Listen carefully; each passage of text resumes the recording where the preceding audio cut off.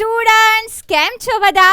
બેટા, આજે આપણે એનસીઈઆરટી બુસ્ટર પેકની અંદર એનસીઈઆરટીનું લાઇન બાય લાઇન રિવિઝન કરવા જઈ રહ્યા છીએ. ચેપ્ટરનું નામ છે બાયોડાયવર્સિટી એન્ડ કન્ઝર્વેશન, જૈવ વિવિધતા અને તેનું સંરક્ષણ.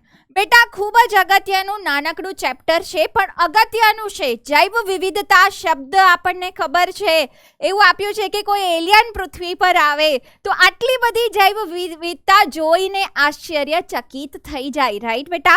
તો કેટલા બધા તમે તમારી આસપાસ નજર ફેરવો, કેટલા બધા સજીવો છે બેટા, કેટલા બધા પશુઓ છે, પક્ષીઓ છે, કીટકો છે, વનસ્પતિઓ છે, રાઈટ? તો બચ્ચા, એના જ ઉપર આધારિત આ એક ચેપ્ટર છે કે જૈવ વિવિધતા એટલે શું, જૈવ વિવિધતા ક્યાં ક્યાં કેવી રીતે જોવા મળે છે, ક્યાં વધારે હોય ક્યાં ઓછી હોય, કેટલા પ્રકારના કેટલી જાતિના સજીવો આપણને જોવા મળે છે.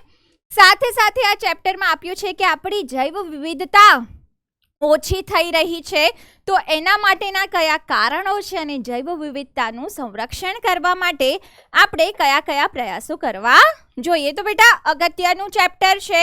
બાયોલોજીની રીતે બાયોલોજીકલી સમજીએ તો પણ આ એક અગત્યનો કન્સેપ્ટ છે, તો આપણે આને લર્ન કરવાનો છે. તો ચલો બચ્ચા, શરૂ કરીએ. પહેલા પેનનું સિલેક્શન કરી લઉં. ઓકે,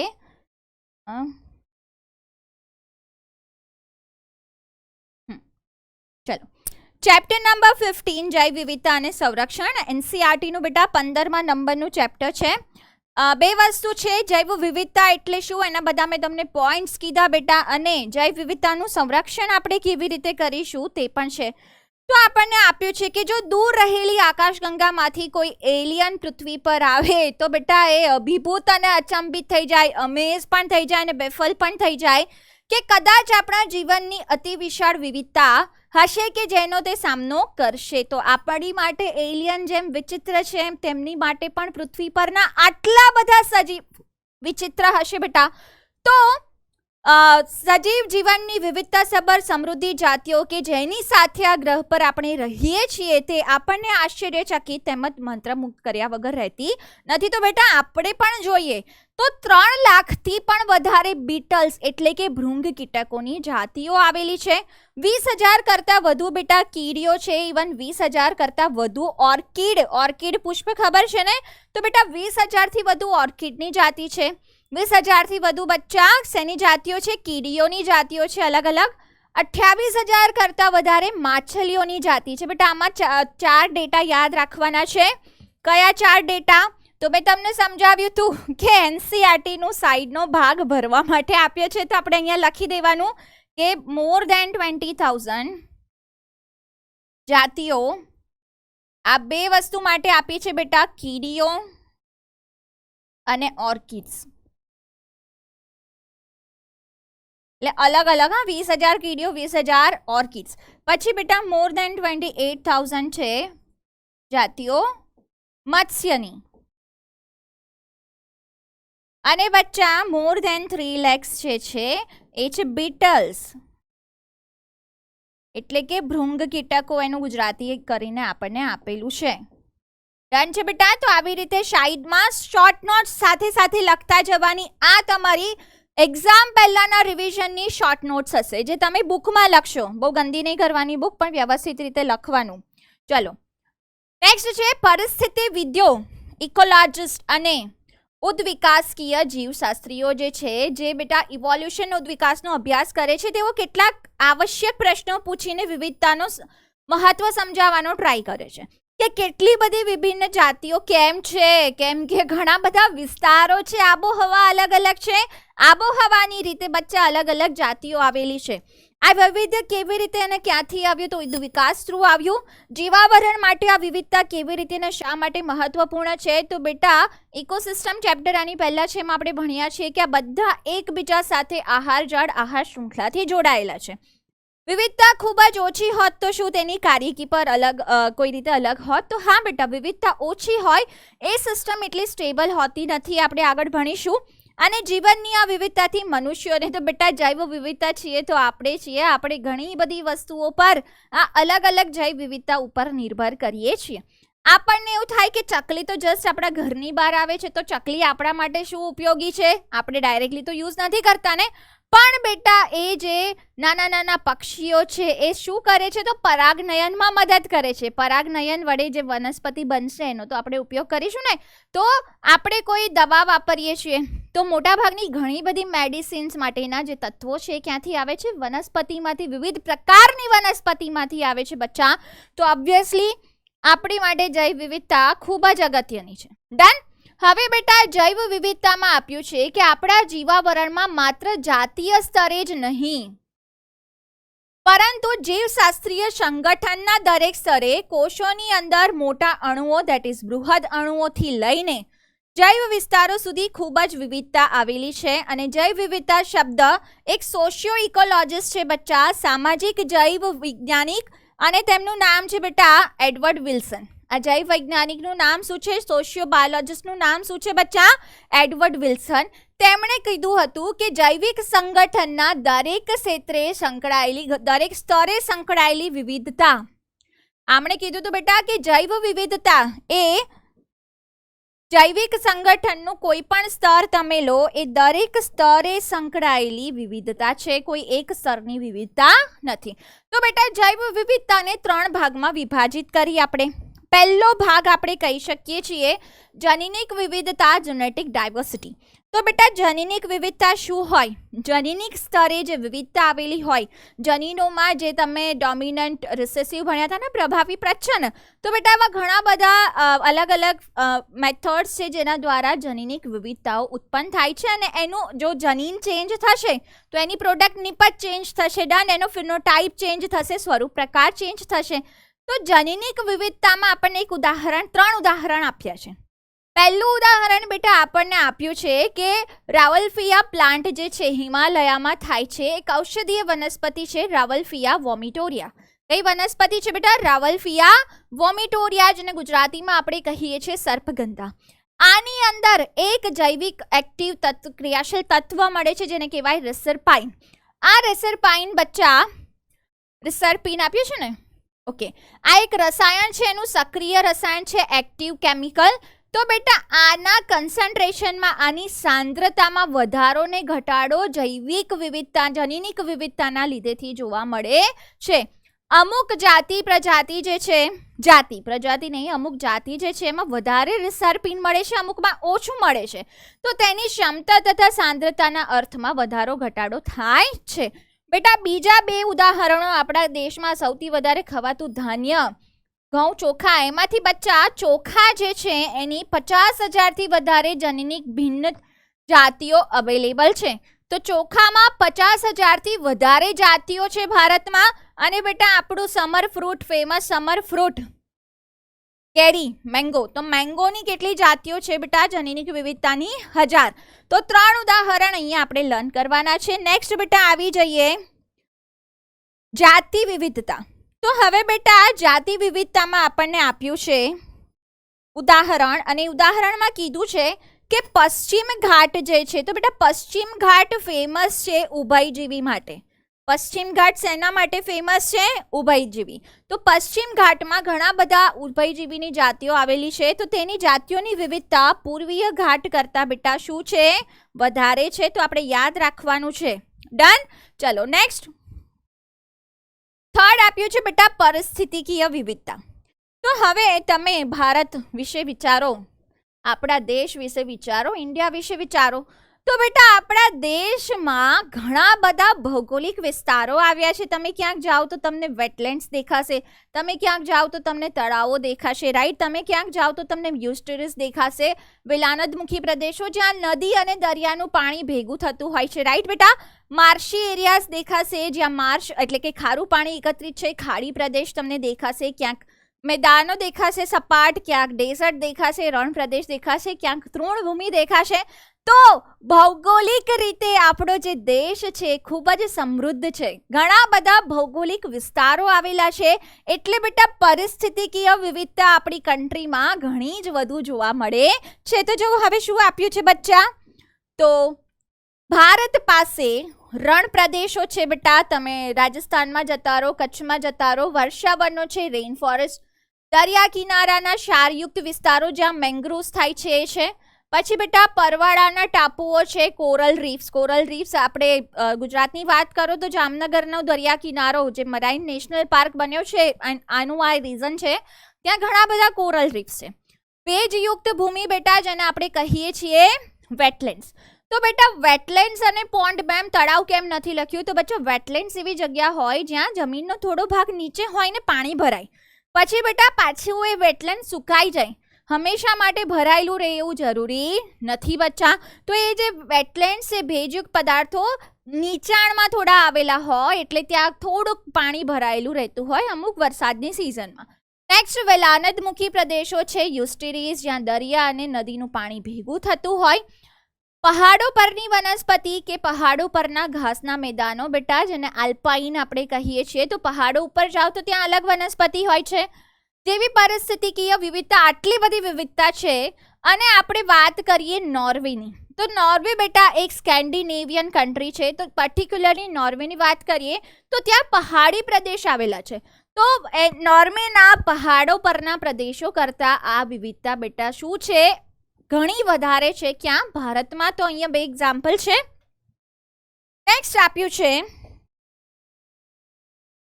પ્રકૃતિમાં સમૃદ્ધ વિવિધતાને એકત્ર થવા માટે ઉદ્વિકાસના લાખો વર્ષો લાગે છે બેટા. 1-2 વર્ષનો રિઝલ્ટ નથી, લાખો વર્ષો પછી આપણને આ જૈવ વિવિધતા મળે છે. અને વર્તમાન દર જો જાતિ ગુમાવવાનો સ્પીસીસ લોસનો વર્તમાન દર ચાલુ રહેશે તો આપણે આ બધી જ સંપત્તિને 2 સદી કરતાં પણ ઓછા સમયમાં બેટા ગુમાવી જ લઈશું. એટલા માટે ગુમાવાય નહીં એના માટે પ્રયત્નો થઈ રહ્યા છે. ગ્લોબલ લેવલ પર વૈશ્વિક સ્તરે પ્રયત્નો થઈ રહ્યા છે જે આ ચેપ્ટરમાં આપણે ભણીશું. તો જૈવ વિવિધતા, તો તમને ક્વેશ્ચન થાય કે આવો બોરિંગ ક્વેશ્ચન, કેટલા પક્ષી, કેટલા પ્રાણી, કેટલા ઉભયજીવી, કેટલા સસ્તન, કેટલા સરીસૃપો, આવું ચેપ્ટર કેમ આપ્યું? આટલું બોરિંગ ચેપ્ટર જેમાં ડેટાને નામ યાદ કરવાના છે. તો બેટા એઝ અ બાયોલોજીસ્ટ જ્યારે બાયોલોજીની ટેક્સ્ટ બુક છપાઈ ત્યારે તો એવું નહોતું ને કે આ છોકરું મેડિકલમાં જશે બાયોલોજી લીધું. તો બાયોલોજીમાં ઘણા બધા ફિલ્ડ છે જ્યાં બાળકો જઈ શકે અને તમે ડૉક્ટર પણ બનો. તો આ તો આપણી નૈતિક ફરજમાં આવે કે આપણી પાસે જે જૈવ વિવિધતા છે, જે સમૃદ્ધિ છે, આપણે પૃથ્વી પર જન્મેલા પ્રાણીઓ છીએ તો આપણી પાસે બ્રેઇન છે, આપણે મેનેજમેન્ટ કરી શકીએ છીએ. તો આપણે આને મેનેજ કરી અને પૃથ્વીને સારી રીતે રાખવામાં થોડો પ્રયાસ કરી. તો તમે કોઈ પણ ફિલ્ડમાં જશો આ તમારી નૈતિક ફરજમાં આવે એટલે આ ચેપ્ટર ઇમ્પોર્ટન્ટ છે. રાઈટ બેટા? બાકી તમને થાય કે મેડિકલમાં ક્યાં આ કશા લેવા દેવા છે, તો આવા ક્વેશ્ચન કેમ પૂછતા હશે બાયોલોજીવાળા સ્ટુડન્ટ્સને? તો બચ્ચા એટલે આ ચેપ્ટર ભણવાનું. જૈવ વિવિધતા, તેનું સંરક્ષણ દરેકના હિત સંબંધી આંતરરાષ્ટ્રીય અતિ આવશ્યક પર્યાવરણીય મુદ્દા છે. તો આ ફક્ત ભારતનો મુદ્દો નથી બેટા, આ વિશ્વનો મુદ્દો છે. આ ગ્રહ પર આપણી ચિરંજીવિતા અને સુખાકારી માટે સમગ્ર વિશ્વમાં વધુ ને વધુ લોકોને જૈવ વિવિધતાની ચિંતાજનક મહત્વતાનું ભાન થયું છે કે તેનો વાસ્તવિક ખ્યાલ આવ્યો છે. તો બેટા હવે આપણને થાય કે આપણે ભારતની વાત કરીએ છીએ તો પૃથ્વી પર અને એની સરખામણીમાં ભારતમાં કેટલી જાતિઓ છે? રાઈટ? તો હમણાં સુધી શોધાયેલી નામાંકિત બધી જ જાતિઓની નોંધણી પ્રકાશિત કરવામાં આવેલી છે. આપણે જાણીએ છીએ કે આજ સુધી આ બધામાંથી કેટલી બધી જાતિઓ નોંધાઈ છે. પણ IUCN પ્રમાણે, what is IUCN? International Union for Conservation of Nature and Natural Resources, બેટાનું ફૂલ ફોર્મ પૂછાય છે.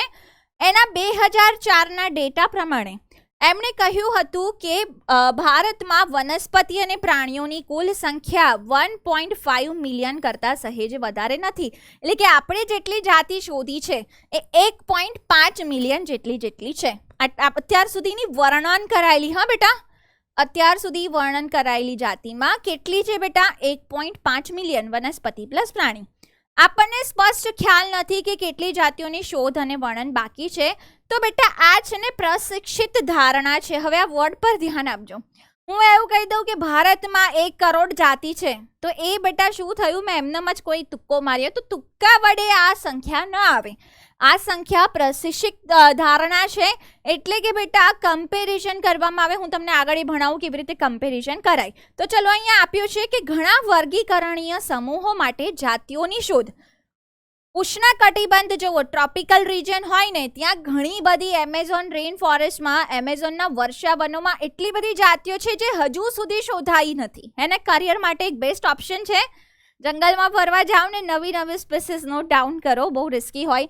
તો બેટા ઉષ્ણકટિબંધના ભાગોની બધી જાતિ આપણને નથી ખબર, પણ જે સમશીતોષ્ણ ભાગ છે, જે ટેમ્પરેટ રિજિયન છે બચ્ચા, સમશીતોષ્ણ રિજિયન, ત્યાંની તો વસ્તી આપણને ખબર છે બચ્ચા, રાઈટ. કેટલી આપણે ગણી શકીએ છીએ, નાનો ભાગ છે, ઓછા પક્ષીઓ, પ્રાણીઓ, વનસ્પતિઓ હશે. તો શું કરે બેટા સાયન્ટિસ્ટ, વૈજ્ઞાનિકો ટેમ્પરેટને કમ્પેર કરે ટ્રોપિકલ સાથે, સમશીતોષ્ણને કમ્પેર કરશે શેની સાથે? ઉષ્ણકટિબંધ સાથે. તો સમશીતોષ્ણ ઉપરથી આઈડિયા લગાવે કે ઉષ્ણકટિબંધમાં કેટલું હશે. એક્સ અને વાય રેશિયો જે છે એ લોકો કમ્પેર કરે. સપોઝ એવું હોય કે સમશીતોષ્ણ કરતાં 100 ટાઈમ વધારે ઉષ્ણકટિબંધમાં છે, સમશીતોષ્ણમાં 10 મળે તો 10 ગુણ્યા 100 1000, તો 1000 શેમાં હશે બેટા? ઉષ્ણકટિબંધમાં. આવી રીતે એની પ્રશિક્ષિત ધારણા લગાવાય છે અને ધ્યાનમાં લેવાયું છે કે ઉષ્ણકટિબંધમાં નોંધપાત્ર રીતે મોટા પ્રમાણમાં જાતિઓની શોધ શું છે બચ્ચા? બાકી છે.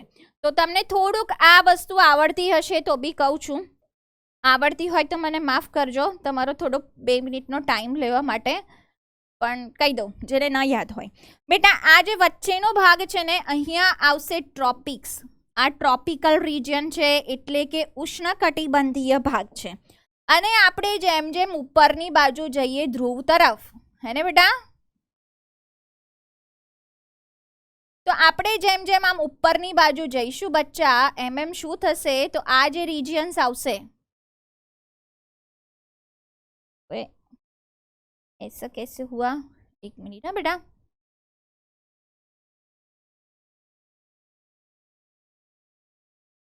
તો આ જે વિસ્તારો છે એ કયા થશે? તો આ વિસ્તારો થશે ટેમ્પરેટ.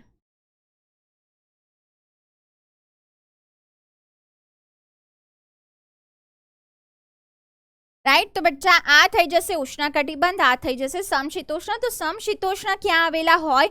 તો ધ્રુવની નજીક આવેલા ભાગો છે. ધ્રુવની નજીક ઉત્તર અને દક્ષિણ ધ્રુવ, સપોઝ આ હું કહું નોર્થ અને સાઉથ, તો ધ્રુવની નજીક આવેલા ભાગ સમશીતોષ્ણ છે અને વચ્ચેની બાજુ જે ભાગ આવેલો છે પૃથ્વીમાં એ શું છે? ઉષ્ણકટિબંધ છે. હવે નેક્સ્ટ આપણને આપ્યું છે જીવશાસ્ત્રીય ઉષ્ણકટિબંધ તેમજ સમશીતોષ્ણ પ્રદેશમાં કીટકોના સમૂહની જાતિ સમૃદ્ધિનો કંટાળાજનક અભ્યાસ કર્યો. એક્ઝોસ્ટિવ એટલે બહુ જ વધારે લાંબો અભ્યાસ હોય છે. આંકડાકીય તુલના કરી અને આ પ્રમાણમાં તે વિસ્તારના પ્રાણીઓ, વનસ્પતિ અને અન્ય જૂથોને આવરી લઈ પૃથ્વી પર જાતિઓનો કુલ સંખ્યાનો એકંદર અંદાજ લગાવ્યો. અને બેટા કેટલાક અંતિમ અંદાજનો વિસ્તાર 20 થી 50 મિલિયન સુધીનો છે. પણ આપણને જે ડેટા અહીંયા આપ્યો છે રોબર્ટ મે, 7 મે રોબર્ટ મે, તમને મેં કીધું તું હે ને એક વખત એક વિડીયોમાં. તો બેટા રોબર્ટ મે એ શું કર્યું? તો બેટા કેટલી સ્પીસીસ કીધી હતી? તો 7 મિલિયન એટલે કે 70 લાખ. આ ચેપ્ટરમાં બરાબર આપ્યું છે મિલિયન બિલિયનનું કેલ્ક્યુલેશન. તો બેટા 7 મિલિયન એટલે કે 70 લાખ સ્પીસીસનો અંદાજો તેમણે લગાવ્યો છે. તો રોબર્ટ મે દ્વારા કરવામાં આવેલ વધુ સંતુલિત વૈજ્ઞાનિક રીતે સચોટ અંદાજ જે છે તે વૈશ્વિક જાતિ વિવિધતાનો કેટલો છે બેટા? 7 મિલિયન. તો રોબર્ટ મે મુજબ વૈશ્વિક કેટલી જાતિ વિવિધતા, જૈવ વિવિધતા છે બચ્ચા? તો 7 મિલિયન એટલે કે 70 લાખ જાતિઓ. હવે છે વર્તમાન ઉપલબ્ધ જાતિ સંશોધનોનો આધારે પૃથ્વીની જૈવ વિવિધતા વિશેના કેટલાક રસપ્રદ ઉદ્દેશોને જોઈએ. બધી અંદાજિત જાતિઓના 70% પણ વધુ કેટલા છે? કોણ છે બેટા? પ્રાણીઓ. કેમ કે પ્રાણીઓમાં ઘણા બધા કીટક આવ્યા છે.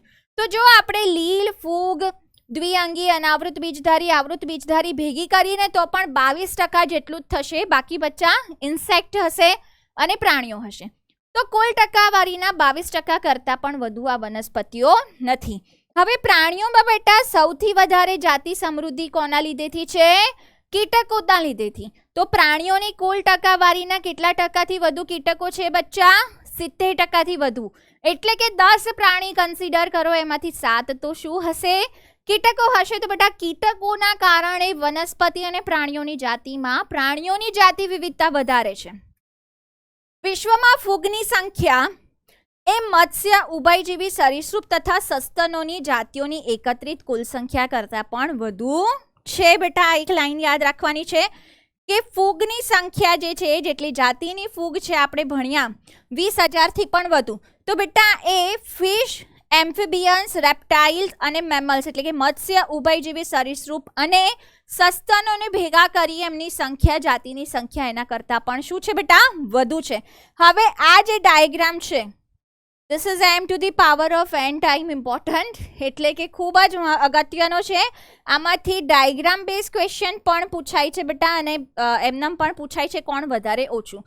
તો પહેલું આપણને આપ્યું છે અપૃષ્ઠવંશીઓ. પહેલું કોનું આપ્યું છે? અપૃષ્ઠવંશી. ખૂબ જ ઇઝી. સૌથી વધારે કોણ આવશે બેટા? ઇન્સેક્ટ્સ એટલે કે કીટકો. કીટકો પછી બેટા અન્ય પ્રાણી સમૂહો છે, પછી વચ્ચે આવશે મૃદુકાય અને પછી શું આવશે? તો ક્રસ્ટેશિયન્સ એટલે કે સ્તર કવચીઓ. તો સૌથી વધારે કીટકો, કીટકોથી વધારે કોણ આવશે? કીટકોથી ઓછા કોણ આવશે? તો અન્ય પ્રાણી સમૂહો. પછી કોણ આવે બેટા? તો પછી આવશે મૃદુકાયો અને પછી કોણ આવશે બચ્ચા? સ્તર કવચીઓ. આવું યાદ રાખવાનું છે. ડન. ચલો હવે બચ્ચા વાત કરીએ પૃષ્ઠવંશીઓની. તો પૃષ્ઠવંશીઓમાં સૌથી વધારે માછલીઓ છે, 28,000 થી પણ વધુ. તો મત્સ્ય આવશે. પછી કોણ આવે બચ્ચા? તો આપણે યાદ રાખ્યું હતું ઇંગ્લિશમાં FB રામ. હવે આટલું ઇંગ્લિશ તો તમને આવડે છે હે ને. F ઉપરથી બચ્ચા ફિશ એટલે માછલીઓ, B ઉપરથી બર્ડ્સ આવશે, તો પછી આવશે પક્ષીઓ, બર્ડ્સ.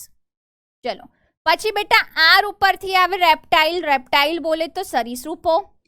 સરીસૃપો પછી શું આવે? તો એમ્ફિબિયન્સ એટલે કે ઉભયજીવીઓ અને પછી આવશે બચ્ચા સસ્તનો. ઉભયજીવી, સસ્તન ઓલમોસ્ટ સેમ જાતિ વિવિધતા ધરાવે છે. ડન. હવે વાત કરીએ નેક્સ્ટ વનસ્પતિઓની. તો વનસ્પતિમાં બેટા ફૂગ વધારે છે, પછી આવૃત બીજધારી છે, પછી બેટા કોણ આવે? તો લીલ. લીલ પછી કોણ આવે? મોસ. મોસ પછી ત્રિઅંગી અને સહવનસ્પતિઓ અને પછી સૌથી ઓછું શું આવશે બેટા? લાઇકન્સ. તો આ પણ આપણે યાદ રાખવાનું છે. ફૂગ, આવૃત બીજધારી, લીલ, મોસ દેટ ઇઝ દ્વિઅંગી, પછી ત્રિઅંગી અને પછી લાઇકન આપણને આપેલું છે. તો બેટા આ ઇમ્પોર્ટન્ટ છે, લર્ન કરવાનું છે. આ થઈ જ જવું જોઈએ ક્વેશ્ચન, આમાંથી ફિક્સ્ડ પૂછાય છે. ડન. નેક્સ્ટ છે દોરવાનો નહીં પૂછાય, database diagram base question, database question પૂછાશે. તે વાત નોંધવી જોઈએ કે આ અંદાજ આદિકોષ કેન્દ્રીય. ચલો બેટા, તો આમાં ક્યાંય આપણે આદિકોષ કેન્દ્રીય પ્રોકેરિયોટનો સમાવેશ કર્યો તો ના કર્યો, કેમ કે ઘણા બધા આદિકોષ કેન્દ્રીય સજીવો છે જે હજુ શોધાયા નથી. અને શોધાયા છે તો બધા જ એવા નથી જેને આપણે લેબોરેટરીમાં એનું કલ્ચર કરી શકીએ. તો જીવશાસ્ત્રીઓએ આ ચોક્કસ ખાતરી નથી આપી કે આદિકોષ કેન્દ્રીય જાતિઓની સંખ્યા કેટલી હોઈ શકે છે. સમસ્યા શું છે? તો કેમ આદિકોષ કેન્દ્રીયની સંખ્યા આપણે નક્કી કરી શકતા નથી? એક તો નાના કદના છે, જનીન એમનું બદલાતું રહેતું હોય છે, એટલે નવી નવી સ્ટ્રેન ઉત્પન્ન થયા કરે છે. પરંપરાગત વર્ગીકરણની રીતે સૂક્ષ્મજીવોની ઓળખ માટે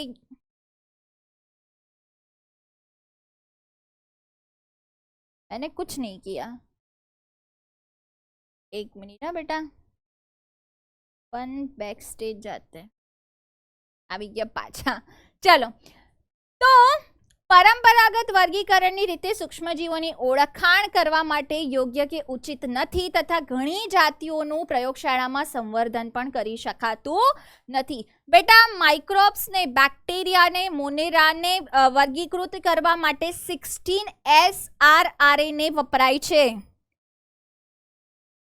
બેક્ટેરિયા માટે કઈ ટેકનિક વપરાય છે બેટા? તો બેક્ટેરિયા માટે 16S રાઇબોસોમલ RNA, 16S RNA નું જે જનીન છે એના આધારે બેક્ટેરિયાને વર્ગીકૃત કરાય છે. નેક્સ્ટ બચ્ચા આપ્યું છે આપણને, જો આ સમૂહની જાતિઓના વર્ણન માટે જૈવ રાસાયણિક અથવા આણ્વિક માપદંડો અપનાવવામાં આવે ત્યારે તેમની વિવિધતા લાખોમાં પહોંચી શકે છે. નેક્સ્ટ છે ભારત એ વિશ્વના. બેટા આ ડેટા પણ અગત્યનો છે, આપણા માટે અલાર્મિંગ છે અને પૂછ્યું છે.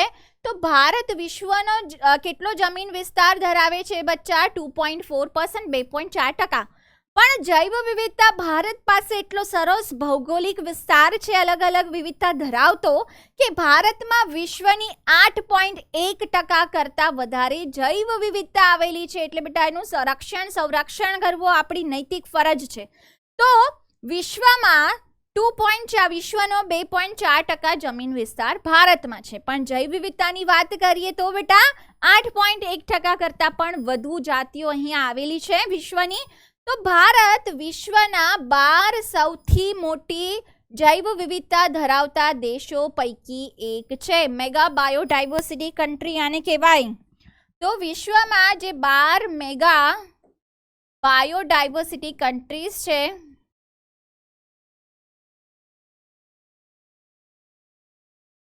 એમાંનો બેટા આ એક છે. ડન. ચલો નેક્સ્ટ.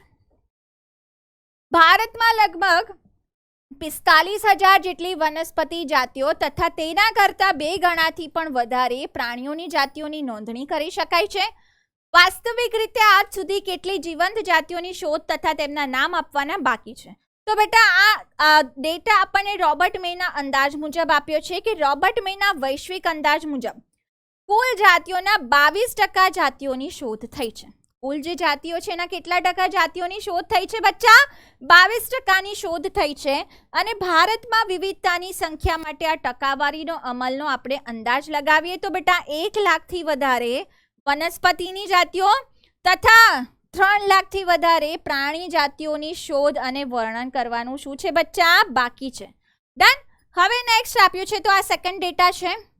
આપણે ક્યારેય આપણા દેશની જૈવિક સંપદાનું સંપૂર્ણ શોધ કરવા સક્ષમ બની શકીશું? તો આના માટે બેટા ક્વેશ્ચન માર્ક છે કે એની માટે આપણને એક પ્રશિક્ષિત માનવ શક્તિ ટ્રેન્ડ મેન પાવર જોઈશે, વર્ગીકરણ વિધિઓ જોઈશે. એટલે કે જુઓ બેટા ટેક્ઝોનોમીમાં કેરિયર બનાવો, મજા પડી જશે. નેક્સ્ટ છે કેટલા સમયની આવશ્યકતા પડશે? આ પરિસ્થિતિ હજુ પણ વધારે નિરાશાજનક દેખાય છે જ્યારે આપણે સ્પષ્ટ રીતે જાણીએ છીએ કે મોટા ભાગની આ જાતિઓ આપણે તેની શોધ કરીએ. ઘણા બધા એમેઝોન વર્ષા જંગલમાં ઘણી બધી જાતિઓ છે જેની શોધ કરાય એની પહેલા જ ત્યાં ફોરેસ્ટ ફાયર કે બીજી કોઈ પ્રવૃત્તિના લીધેથી નાશ પામશે બેટા, વિલુપ્ત થઈ જશે. પ્રકૃતિના જૈવિક, હવે આપણને એક આવી રીતે આપ્યું છે કે પ્રકૃતિના જૈવિક પુસ્તકાલયમાં સગૃહિત બધા જ પુસ્તકોના શીર્ષકોને આપણા દ્વારા સૂચિબદ્ધ કરતા પહેલા જ તેમનો અગ્નિદાહ થઈ રહ્યો છે. એટલે કે બેટા એમણે જૈવ વિવિધતાને વિશ્વ સાથે મતલબ વિશ્વને લાઇબ્રેરી સાથે પુસ્તકાલય સાથે સંકળાયું છે. અને પુસ્તકાલયમાં જે જૈવ વિવિધતા છે, અલગ અલગ જાતિઓ છે એને બુક્સ કીધી છે. તો હજી તો આપણે બુકનું ટાઇટલ ના લખીએ એની પહેલા જ એ વૈશ્વિક લાઇબ્રેરી જે છે એ શું થઈ રહી છે બેટા? બળી રહી છે. જસ્ટ કમ્પેરિઝન માટે કીધું છે કે વર્લ્ડ એક લાઇબ્રેરી છે અને એની અંદર પુસ્તકાલય છે અને એની અંદર આ જે જાતિઓ છે પુસ્તક છે. તો બેટા આપણે નામકરણ કરીને સૂચિ બનાવીએ ને એની પહેલા જ કોઈ આગ લાગી રહી છે અને એના લીધેથી આ પુસ્તકો બધી બળી રહી છે. એટલે કે આપણે એનું નામકરણ પણ નથી કરી શક્યા. એટલે એવી ઘણી બધી જાતિઓ છે, moral of the story is, એવી ઘણી બધી જાતિઓ છે જે આપણે શોધીએ એની પહેલા જ વિલુપ્ત થઈ ગઈ છે, થઈ રહી છે. જૈવ વિવિધતાના પ્રતિરૂપો એટલે કે ભાતો પેટર્ન્સ ઓફ બાયોડાયવર્સિટી. તો બેટા પહેલું આમાં આવશે અક્ષાંશીય ઢોળાંશ, લેટિટ્યુડિનલ ગ્રેડિયન્ટ. તો લેટિટ્યુડ મેં તમને સમજાવ્યું ને, વચ્ચેની બાજુ વિષુવવૃત્ત છે, જ્યાં ટ્રોપિકલ ભાગ છે, ઉષ્ણકટિબંધીય વિસ્તાર છે. ધીરે ધીરે ધીરે ધીરે તમે ઉપરની બાજુ જાઓ, નીચેની બાજુ જાઓ, એટલે કે તમે ધ્રુવ તરફ જાઓ છો, નોર્થ અને સાઉથ પોલ તરફ જાઓ છો તો સનલાઇટ ઓછી થશે. સૌથી વધારે સૂર્યપ્રકાશ ક્યાં મળશે? વચ્ચે, જ્યાં વિષુવવૃત્તીય ભાગ છે. ધીમે ધીમે ઉપર નીચે જાઓ, જેમ જેમ ધ્રુવ તરફ જાઓ તો સૂર્યપ્રકાશની માત્રા શું થતી જાય છે બેટા? ઘટતી જાય છે. સૂર્યપ્રકાશની માત્રા ઘટે તો જૈવ વિવિધતા પણ ઘટે. સૂર્યપ્રકાશની માત્રા ઘટે તો શું ઘટે બેટા? જૈવ વિવિધતા પણ ઘટે. તો પ્રાણીઓ અને વનસ્પતિઓની વિવિધતા સમગ્ર વિશ્વમાં નહીં પરંતુ અસમાન વિતરણ, સમાન નહીં પરંતુ અસમાન વિતરણ ધરાવે છે. પ્રાણીઓ તેમજ વનસ્પતિઓના ઘણા સમૂહો માટે વિવિધતામાં રસપ્રદ ભાતો મળે છે. ખૂબ જ જાણીતી વિવિધતામાં અક્ષાંશીય ક્રમબદ્ધ ઢોળાંશ છે. સામાન્યતઃ બેટા વિષુવવૃત્ત ભૂમધ્ય રેખા છે, ઇક્વેટર પર આવેલી છે. પૃથ્વીની મધ્ય રેખાથી ધ્રુવો તરફ આપણે જઈએ તો જાતિ વિવિધતા શું થાય છે બેટા? તો ઉપરની બાજુ જઈએ, નીચેની બાજુ જઈએ, સન રેઝ ઓછા આવે છે, સૂર્યપ્રકાશ ઓછું આવે છે, સનલાઇટ ઓછી આવે છે, તો વિવિધતા શું થશે બચ્ચા? ઘટશે. અપવાદ, કેટલા જ અપવાદો સાથે વિષુવવૃત્તીય વિસ્તાર માં સમશીતોષ્ણ કે ધ્રુવ પ્રદેશો કરતા વધારે જાતિઓ જોવા મળે છે. વિષુવવૃત્તથી નજીક હવે આપણને એક ઉદાહરણ લર્ન કરવાનું કીધું છે અહીંયા કે વિષુવવૃત્તની નજીક કોલંબિયા આવેલું છે. કોલંબિયા ક્યાં આવેલું છે બેટા? વિષુવવૃત્તની નજીક. તો એમાં કેટલા બર્ડ્સ છે, કેટલા પક્ષીઓ છે? તો એમાં 1400 જેટલા પક્ષીઓ છે. જ્યારે 41 ડિગ્રી ઉત્તરમાં આપણે જઈએ ન્યુયોર્ક, તો ન્યુયોર્કમાં કેટલા પક્ષીઓ છે? તો 105 પક્ષીઓ છે. કેટલા પક્ષીઓની જાતિ છે બેટા? 105. અને જો આપણે ઉત્તરમાં જઈએ, એનાથી પણ ઉપર જઈએ 71 ડિગ્રીમાં જે ગ્રીનલેન્ડ છે, તો બેટા ગ્રીનલેન્ડમાં પક્ષીઓની જાત કેટલી છે? તો ફક્ત 56 જાતના પક્ષીઓ જોવા મળે છે. ક્લિયર છે બચ્ચા? હા, ચલો.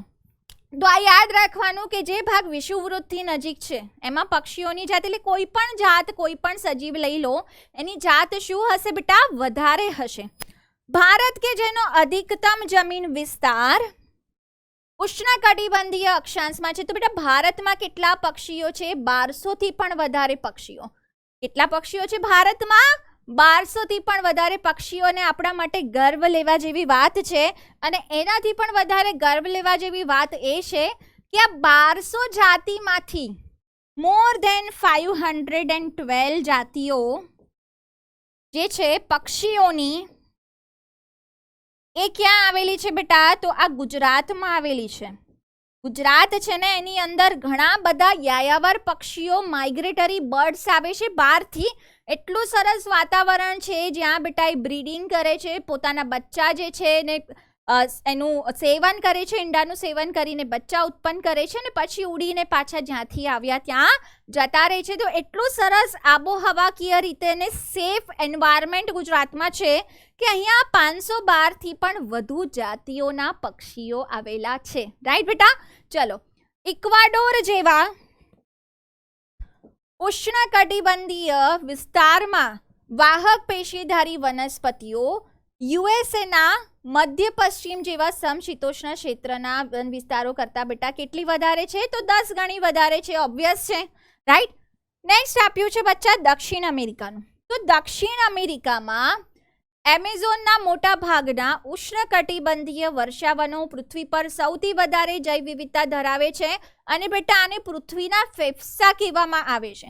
તો એમાં કેટલી વિવિધતા આવેલી છે? તો 40,000 થી પણ વધારે વનસ્પતિઓ છે. 40,000 થી પણ વધારે શું છે બેટા? વનસ્પતિઓ છે.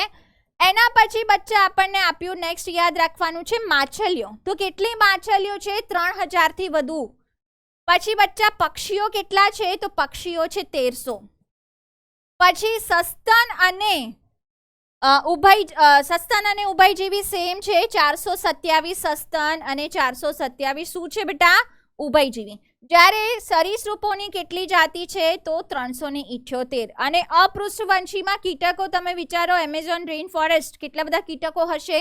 તો 1,25,000 થી પણ વધારે.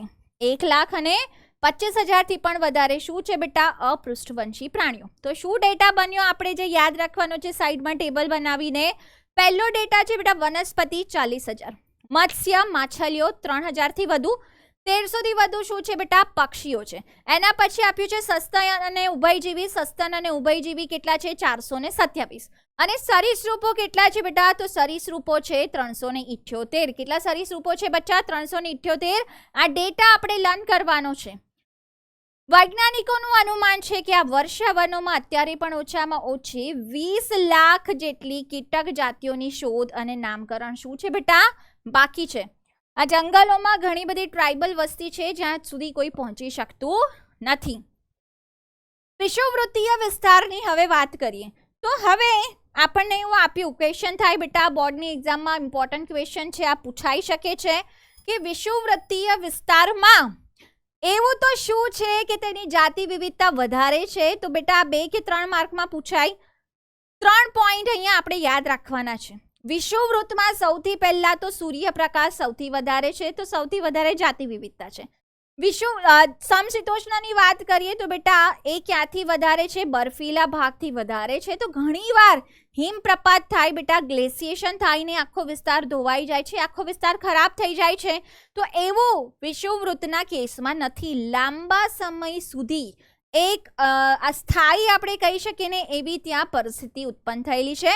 ત્રીજું બેટા છે કે વિષુવવૃત્તીય ભાગમાં જે આબોહવા છે, એવું નથી થતું, તમે સાંભળ્યું હશે કે કોઈ યુએસ કેનેડા હોય તો એવું કે આ વખતે તો અમારે ત્યાં -50 જતું રહ્યું તાપમાન, અને જ્યારે સમર હોય ત્યારે 30-40 ડિગ્રી જાય. તો આવું એક્સ્ટ્રીમ વેરિએશન વિષુવવૃત્તમાં આવતું નથી. એ સમશીતોષ્ણમાં છે એટલે એમાં એવું થાય કે શિયાળામાં એકદમ ઓછું તાપમાન જતું રહે અને ઉનાળામાં તાપમાન વધી જાય. એવું ઉષ્ણકટિબંધીય વિસ્તારોમાં થતું નથી. લગભગ સમાન તાપમાન ટેમ્પરેચર હોવાના કારણે આ એક પ્રેડિક્ટેબલ બેટા ભવિષ્ય ભાખી શકાય એવું આપણને આપ્યું છે. એક પ્રેડિક્ટેબલ એટમોસ્ફિયર છે જેના કારણે અહીંયા સજીવો વધુ જોવા મળે છે. તો આ 3 રીઝન આપણે યાદ રાખવાના છે.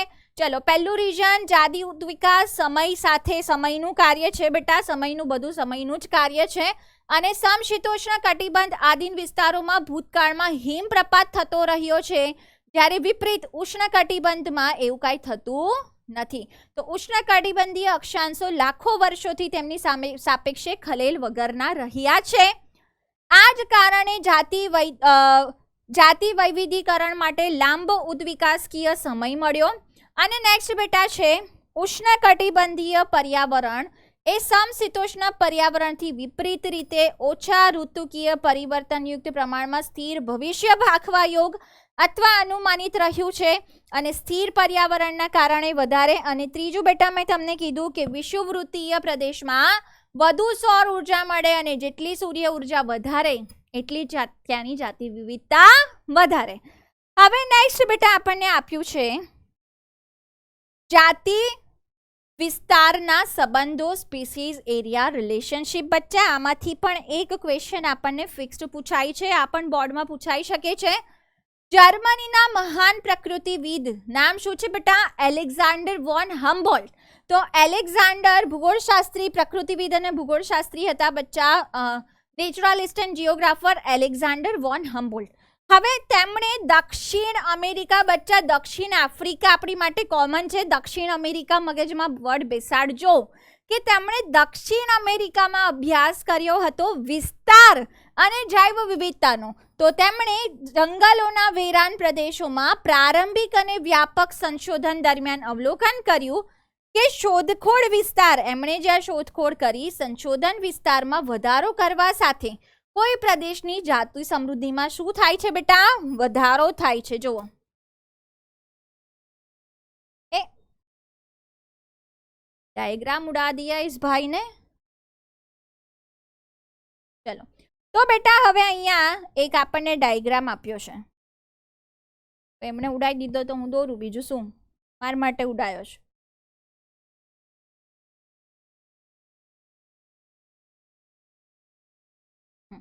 આવું આપણને આપ્યું છે. ડન છે બેટા.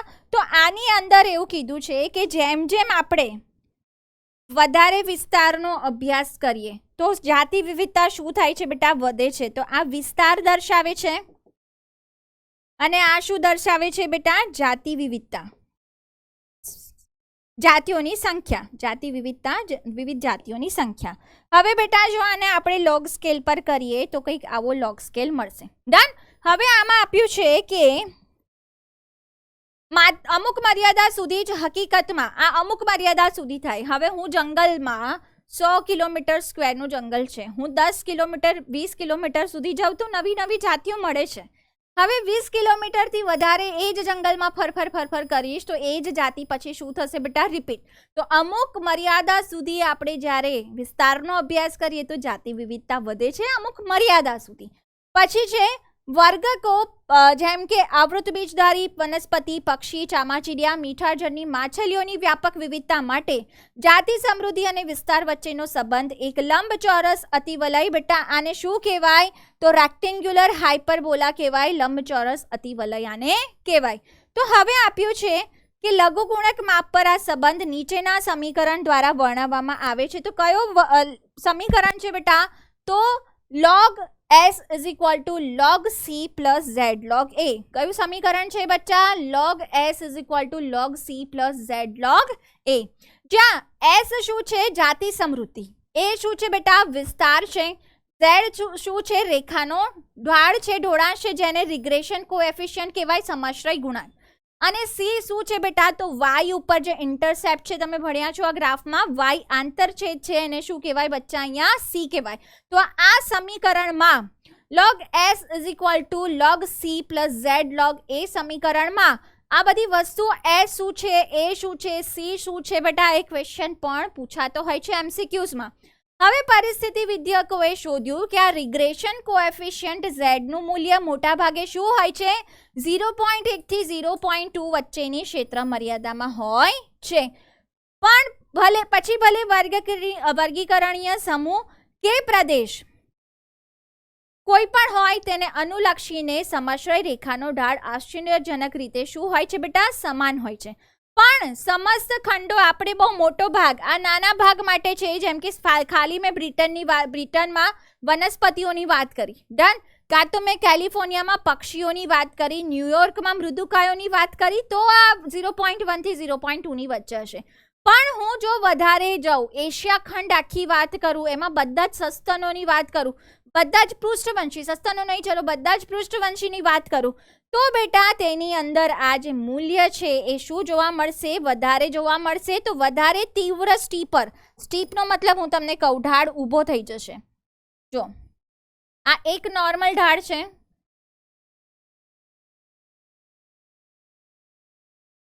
ડન. સ્ટીપર એટલે બેટા આવો, તો આપણે વધારે વિસ્તારમાં જઈએ તો આ ઢાળ કેવો થઈ જશે બચ્ચા? તો આ ઢાળ થઈ જશે વધારે સીધો, વધારે સ્ટીપર. તો ત્યાં મૂલ્ય કેટલું મળશે બેટા? તો ત્યાં આપ્યું છે z નું મૂલ્ય 0.62 1.2 ની ક્ષેત્ર મર્યાદામાં મળે. હવે 3 ઉદાહરણો યાદ રાખવાના છે. આમાં કયા 3 ઉદાહરણો બચ્ચા યાદ રાખીશું? તો ઉષ્ણકટિબંધીય જંગલોમાં ફ્રુગીવોર્સ એટલે કે ફળ ખાનારા પક્ષીઓ જે છે તે અને સસ્તનની ઝેડ રેખાનો ઢોળાંશ બેટા કેટલો જોવા મળ્યો છે? 1.15 જોવા મળ્યો છે. કેટલો જોવા મળ્યો છે બેટા? 1.15. હવે નેક્સ્ટ આપણે વાત કરીએ, ઓકે, સસ્તનોની ઝેડનો ઢોળાંશ. ઓકે, તો આ જુઓ 0.62 1.2 પહેલો છે ડેટા. બીજો ડેટા વચ્ચે આપ્યો છે 1.15 આપણને મળેલો છે. હવે આપણે આગળ વાત કરીએ નિવસન તંત્ર માટે જૈવ વિવિધતાનું મહત્વ.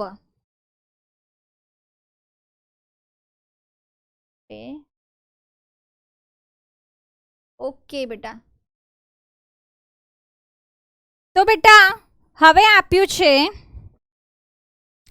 નિવસન તંત્ર માટે જૈવ વિવિધતાનું મહત્વ. એટલે કે જૈવ વિવિધતા શું કામ કરે છે બેટા? તો એની માટે પહેલા છે કે શું કોઈ સમુદાયમાં જાતિની સંખ્યા ખરેખર નિવસન તંત્રની કામગીરી માટે મહત્વપૂર્ણ છે, મહત્વપૂર્ણ બાબત છે? આ એક સવાલ છે કે જેના માટે પરિસ્થિતિવિદો એક ચોક્કસ જવાબ આપી શક્યા નથી. પણ બેટા આપણને ખબર છે નિવસન તંત્રમાં જે ફૂડ ચેઇન છે, ફૂડ વેબ્સ છે, રાઈટ બેટા, એ થકી એકબીજા સાથે આ જોડાયેલા છે. ઘણા દાયકાઓ સુધી પરિસ્થિતિવિદો માનતા હતા કે વધુ જાતિઓ ધરાવતા સમુદાયો સામાન્ય રીતે ઓછી જાતિઓ ધરાવતા સમુદાયો કરતાં વધારે સ્થિર વલણ ધરાવે છે. બેટા ઇમ્પોર્ટન્ટ છે કે જેમાં વધારે જાતિઓ છે તે ઓછી જાતિઓ ધરાવતા ભાગ કરતાં વધારે સ્થિર આબોહવા ધરાવે છે, વધારે સ્થિર તંત્ર ધરાવે છે. એક જૈવિક સમુદાય માટે સચોટ સ્થિરતા શું છે? એક સ્થિર સમુદાય તેની ઉત્પાદકતામાં, તો બેટા હવે પૂછ્યું છે કે સ્થિર સમુદાય શું છે? તો તેની ઉત્પાદકતામાં વર્ષે વર્ષે ઘણો ફેરફાર થવો જોઈએ નહીં. એટલે કે બેટા એની જે ઉત્પાદકતા છે દર વર્ષે ઓલમોસ્ટ કેવી રહેવી જોઈએ? સ્થિર રહેવી જોઈએ. સમય સમયે આવનાર અવરોધો માટે પ્રતિરોધક કે પ્રસંગોપાત વિક્ષેપો સામે પ્રતિકારક અથવા સ્થિતિસ્થાપક હોવું જોઈએ. તે વિદેશી જાતિઓ ના થતા આક્રમણ સામે પણ શું હોવું જોઈએ બેટા? પ્રતિરોધક હોવું જોઈએ. એવું ના હોય કે વિદેશી જાતિઓ આવે અને ત્યાં પોતાનો પગપેસારો કરીને બેસશે. આ લક્ષણો સમુદાયમાં જાતિ સમૃદ્ધિ સાથે કેવી રીતે જોડાયેલા છે? પરંતુ ડેવિડ ટીલમેનના પ્રયોગશાળાની બહાર. હવે નેક્સ્ટ વૈજ્ઞાનિકનું નામ બેટા અહીંયા યાદ રાખવાનું છે, ડેવિડ ટીલમેન. તો ડેવિડ ટીલમેને બેટા પ્રયોગશાળાની બહાર આવેલા ભૂખંડો ઉપર લાંબા સમય સુધી નિવસન તંત્રના પ્રયોગો કર્યા અને તેમણે કામચલાઉ જવાબો આપ્યા. જેમ કે ટીલમેને જોયું કે વધુ જાતિઓ ધરાવતા ભૂખંડો એ કુલ જૈવભારમાં વર્ષે વર્ષે ઓછો ફેરફાર દર્શાવતા હતા. તો બેટા ડેવિડ ટિલમેન જે છે તેમણે આ પ્રયોગશાળાની બહાર જમીન છે એના ઉપર પ્રયોગો કર્યા અને શું કીધું બચ્ચા કે જે ભૌગોલિક વિસ્તારમાં વધારે જૈવ વિવિધતા છે તેમની ઉત્પાદકતામાં વર્ષે વર્ષે તફાવત ઓછો છે, એટલે કે એ સ્થાયીપણું દર્શાવે છે. તેમના પ્રયોગોમાં એ પણ દર્શાવ્યું કે વધતી જતી વિવિધતા તેની ઉચ્ચ ઉત્પાદકતામાં ફાળો આપે છે બેટા. અને કેવી રીતે? તો ઘણા બધા પક્ષીઓ છે, ઘણા બધા કીટકો છે, તો એ જેમ કે પક્ષીઓ છે કીટકોની સંખ્યાનું નિયંત્રણ કરશે કીટકોને ખાઈને. પછી બેટા પક્ષીઓ અને કીટકો શું કરશે? તો પરાગનયન કરશે. તો જેટલી વધુ જાતિ વિવિધતા તેટલી વધુ ઉચ્ચ ઉત્પાદકતા. વિવિધતા વધે, ઉત્પાદકતા વધે, સ્થાયીપણું વધે. નેક્સ્ટ છે, આમ છતાં સંપૂર્ણપણે જાણતા નથી કે જાતિ સમૃદ્ધિ કેવી રીતે નિવસન તંત્રને સારું કે તંદુરસ્ત બનાવવામાં સહયોગ આપે.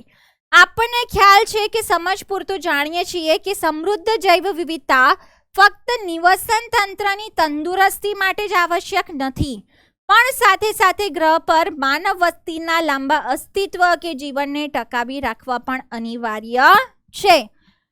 આ સમયે જ્યારે આપણે એકદમ ઘટતા જતા દરની ગતિએ જાતિઓ ગુમાવી રહ્યા છીએ ત્યારે કોઈ કદાચ પૂછી શકે છે કે જો કેટલીક જાતિઓ લુપ્ત થઈ જાય તો શું આપણા માટે ખરેખર મહત્વની બાબત છે? જો પશ્ચિમ ઘાટના વૃક્ષો પર જોવા મળતી દેડકાની એક જાતિ હંમેશા માટે વિલુપ્ત થઈ જાય તો પશ્ચિમ ઘાટના નિવસન તંત્ર ઓછા ક્રિયાશીલ બની જાય. તો બેટા શક્ય છે કે તરત કોઈ અસર ન દેખાય, પણ લાંબા ગાળે એ જે દેડકા છે જે કીટકોને ખાતા હતા એના થકી એક નિવસન તંત્ર હતું એમાં કંઈક ખલેલ થાય. જો પૃથ્વી પર કીડીઓની 20,000 જાતિઓને બદલે માત્ર 15,000 જાતિઓ જ રહે તો બેટા આપણને દેખી તો તરત કોઈ ફાયદો નુકસાન ન થાય, પણ ઓબ્વિયસલી નિવસન તંત્ર બદલાય, જૈવ વિવિધતા બદલાય તો આપણા રહેણી કહેણી ઉપર એની અસર થવાની છે. નેક્સ્ટ છે, આવા સરળ પ્રશ્નોના કોઈ સીધા જવાબ નથી, પણ સ્ટેનફોર્ડના એક વૈજ્ઞાનિક છે, પરિસ્થિતિવિદ છે પોલ એરલિચ. પોલ એરલિચે એક આપણને પ્રસ્તાવના આપી હતી અને તેમણે રિવેટ પોપર હાઇપોથેસિસ આપ્યો. સ્ટેનફોર્ડના પરિસ્થિતિવિદ જે છે તેમણે ઇકોલોજીસ્ટ છે એમણે શું આપ્યું હતું બેટા? Rivet popper hypothesis. એમણે કીધું કે આ જે ઇકોસિસ્ટમ છે રાઈટ એ શું છે બેટા? તો એમણે કીધું કે એને આપણે કમ્પેર કરીશું શેની સાથે? એરોપ્લેન સાથે. શેની સાથે કમ્પેર કરીશું બચ્ચા? એરોપ્લેન સાથે. તો વિમાન સાથે કમ્પેર કરવાનું. હવે એક વિમાનમાં પેસેન્જર્સ છે રાઈટ, તો એ પેસેન્જર્સ જે છે સપોઝ આપણે છીએ. હવે પેસેન્જર્સમાંથી કોઈ અમુક પેસેન્જર્સ હતા એ થોડાક આમ આડા અડવિતરા હતા. તેમણે શું કર્યું? તો બેટા તેમણે સીટના અમુક બોલ્ટ ખોલવાના, રિવેટ ખોલવાના ચાલુ કર્યા, પોપેટ એટલે બહાર કાઢ્યા. તો બેટા હવે થોડું કરીને સીટ જે છે હલવા માંડશે, ઢીલી થઈ જશે. પણ એક વધારે વડ વાનર હતો, એણે શું કર્યું? તો એણે વિંગ ઉપરના પાંખો ઉપરના રિવેટ્સ ખોલ્યા. તો પાંખો ઉપરના સ્ક્રૂ જેવા ખોલશો પાંખો છૂટી પડી જશે, મતલબ એ પ્લેન શું થવાનું છે બેટા? ક્રેશ થવાનું છે. તો આના દ્વારા રિવેટ પોપર હાઇપોથેસિસ, રિવેટ પોપર પૂર્વધારણા દ્વારા તેમણે નિવસન તંત્ર સમજાવ્યું. તો બેટા નિવસન તંત્રને તેમણે વિમાન સાથે સરખાવ્યું. નિવસન તંત્રની જાતિઓ જે છે બધી એને રિવેટ્સ સાથે, હજારો ખીલીઓ રિવેટ્સ છે તેને જાતિઓ સાથે સરખાવ્યું. તો ઘણી બધી જાતિઓ છે. આપણને ક્રેશ નિવસન તંત્રમાં નુકસાન ખલેલ તરત ક્યારે દેખાશે? જ્યારે આપણે વિંગ્સ ઉપરની, પાંખ ઉપરની ખીલીઓ કાઢી, જેનો મતલબ છે બેટા વિંગ્સ વાળી જે સ્પીસીસ છે, જાતિ છે, એને આપણે શું કહીશું? કી સ્પીસીસ કહીશું. જો શું લખ્યું છે? જો વિમાનના દરેક મુસાફરો તેમાં જડેલી એક ખીલી ખોલીને તેના ઘરે લઈ જવાનું શરૂ કરે તો આવી રીતે ધીરે ધીરે જાતિઓ લુપ્ત થાય. શરૂઆતમાં 1-2 પેસેન્જરે કર્યું તો કંઈ નહીં થાય, વધારે થાય તો ખબર પડશે. શરૂઆતમાં તો વિમાનની સુરક્ષાને અસર નહીં થાય, પરંતુ જો વધુને વધુ ખીલીઓ ખોલી લેવામાં આવે ત્યારે કેટલીક સમય પછી વિમાન જોખમી રીતે ભાંગી પડશે. સાથે સાથે એ પણ મહત્વનું છે કે કયો રિવેટ કાઢી નાખ્યો તે પણ નિર્ણાયક કે અંતિમ જોખમી હોઈ શકે. વિમાનની અંદરની બાજુએ બેઠકો કે બારીઓ પરના થોડા રિવેટ્સ નુકસાની કરતા તેમની પાંખો પર રહેલા રિવેટ પાંખોનો જો આપણે સ્ક્રૂ ખોલી નાખીએ ખોટ કે નુકસાની તો આને બેટા શું કહેવાય? કી સ્પીસીસ કહેવાય. અને કઈ સ્પીસીસ કહેવાય બચ્ચા? કી સ્પીસીસ કહેવાય. ચાવીરૂપ જાતિ આપણને કીધી છે. તો બેટા આ જે કી સ્પીસીસ હોય, ચાવીરૂપ સ્પીસીસ હોય, દરેક નિવસન તંત્રનો એક મહત્વનો ભાગ છે. જો આપણે આ ચાવીરૂપ કી સ્પીસીસને કાઢી લઈએ તો એની સાથે સંકળાયેલા ઘણા બધા સજીવો શું થઈ જશે બેટા? લુપ્ત થશે. તો ઘણી બધી જાતિઓમાંથી કઈ જાતિની તરત અસર દેખાશે? જે જાતિને કાઢતા નિવસન તંત્ર જોખમાય એ જાતિને શું કહેવાય બચ્ચા? એને ચાવીરૂપ જાતિ કહેવાય. બચ્ચા કઈ જાતિ કહેવાય? એને ચાવીરૂપ જાતિ. હવે આપ્યું છે જે નિવસન તંત્રની મુખ્ય ક્રિયાવિધિને સંચાલિત કરે છે અને દેખીતી રીતે વિમાનની સલામતી માટે પણ ગંભીર જોખમ ઉત્પન્ન કરે છે. ક્લિયર બેટા? ચલો, રિવેટ પપ્પર હાઇપોથેસિસ પણ એક છે જે પૂછાઈ શકે એવો ક્વેશ્ચન છે. નેક્સ્ટ છે જૈવ વિવિધતાની ક્ષતિ કે નુકસાની. તો જૈવ વિવિધતાની ક્ષતિ કે નુકસાનીમાં આપ્યું છે જ્યારે કોઈ નવી જાતિઓનો પૃથ્વીના ખજાનામાં ઉમેરો કરવામાં આવે ત્યારે તે શંકાસ્પદ લાગે છે, પરંતુ તેમના સતત નિરંતર નુકસાન વિશે કોઈ શંકા નથી. આપણો ગ્રહ જે આપણા ગ્રહ પૃથ્વીની જૈવિક સંપદા ખૂબ જ ઝડપથી બેટા શું થઈ રહી છે? ઘટી રહી છે. અને અપેક્ષિત આંગળી સ્પષ્ટપણે કોની તરફ જાય છે બેટા? એકમાત્ર સ્વાર્થી પ્રાણી તરફ જાય છે ને શું છે? માનવ છે. માનવ એક એવું પ્રાણી છે જેને જેટલી જરૂરિયાત છે એના કરતાં વધુ મેળવવા માટે સક્ષમ છે અને વધુ મળેલું છે તો પણ એની નીડ્સ છે ગ્રીડમાંથી ઓછી થતી નથી ક્યારે. અને જૈવિક સંપદા ખૂબ જ ઝડપથી ઘટી રહી છે.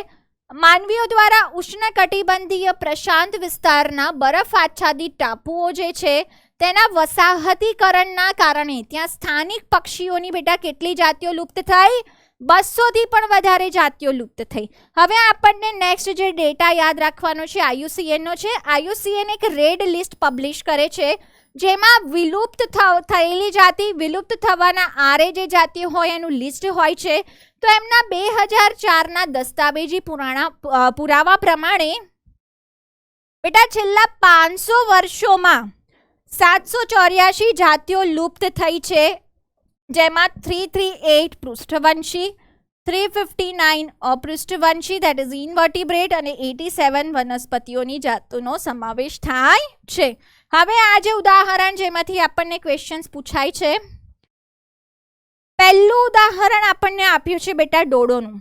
તો ચલો આ કેટલાક ઉદાહરણોમાં પહેલું ડોડો બર્ડ છે. ડોડો બર્ડ હવે ફક્ત પિક્ચર્સમાં છે. આ મોરેશિયસનું ફેમસ ચાલવા વાળું બર્ડ હતું, આ ઉડી નહોતું શકતું.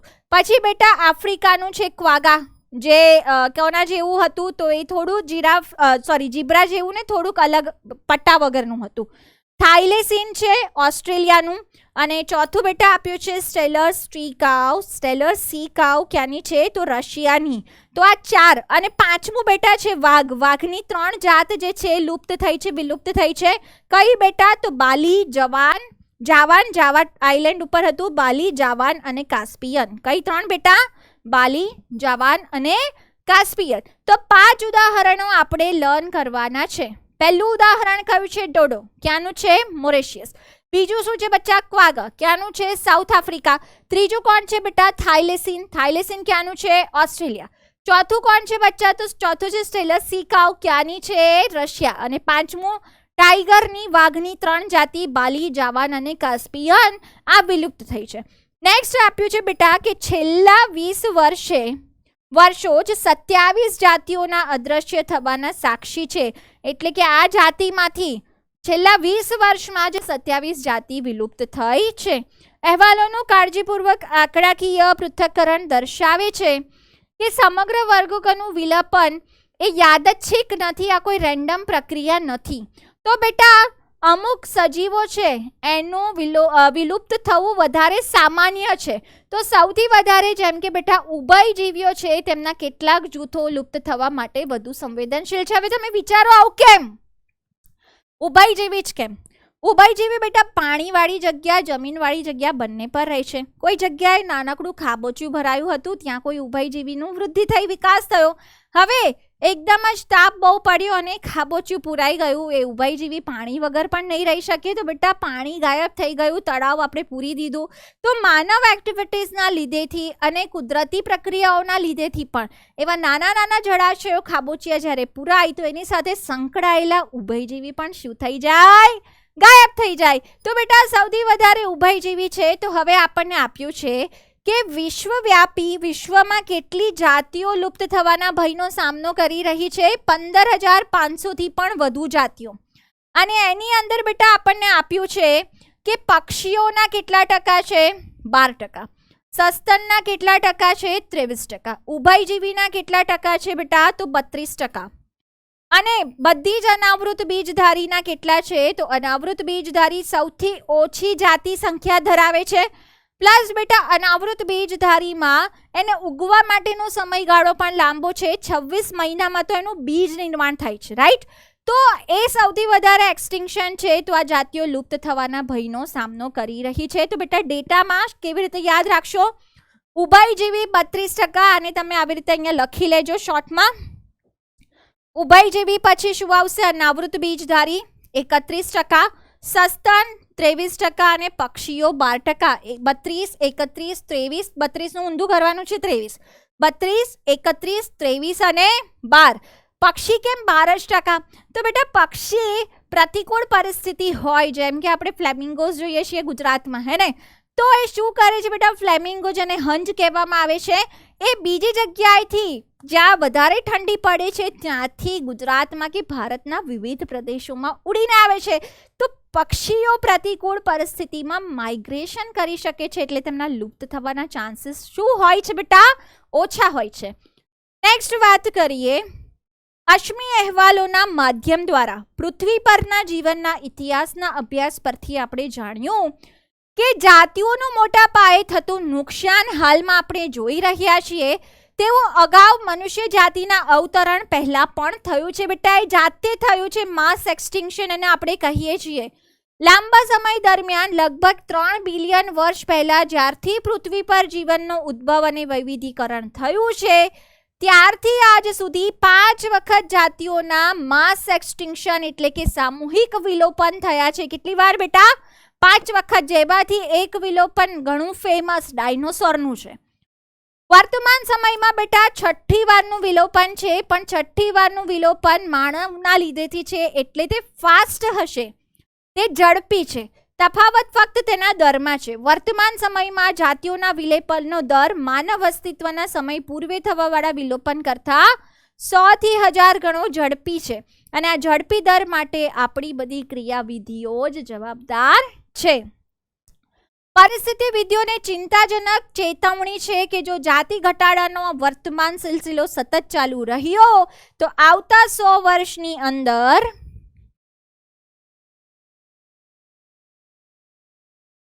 પૃથ્વી પરની તમામ જાતિઓની લગભગ અડધા ભાગની જાતિઓ શું થઈ જશે બચ્ચા? વિલુપ્ત થઈ જશે. અડધાથી પણ વધારે વિલુપન થશે.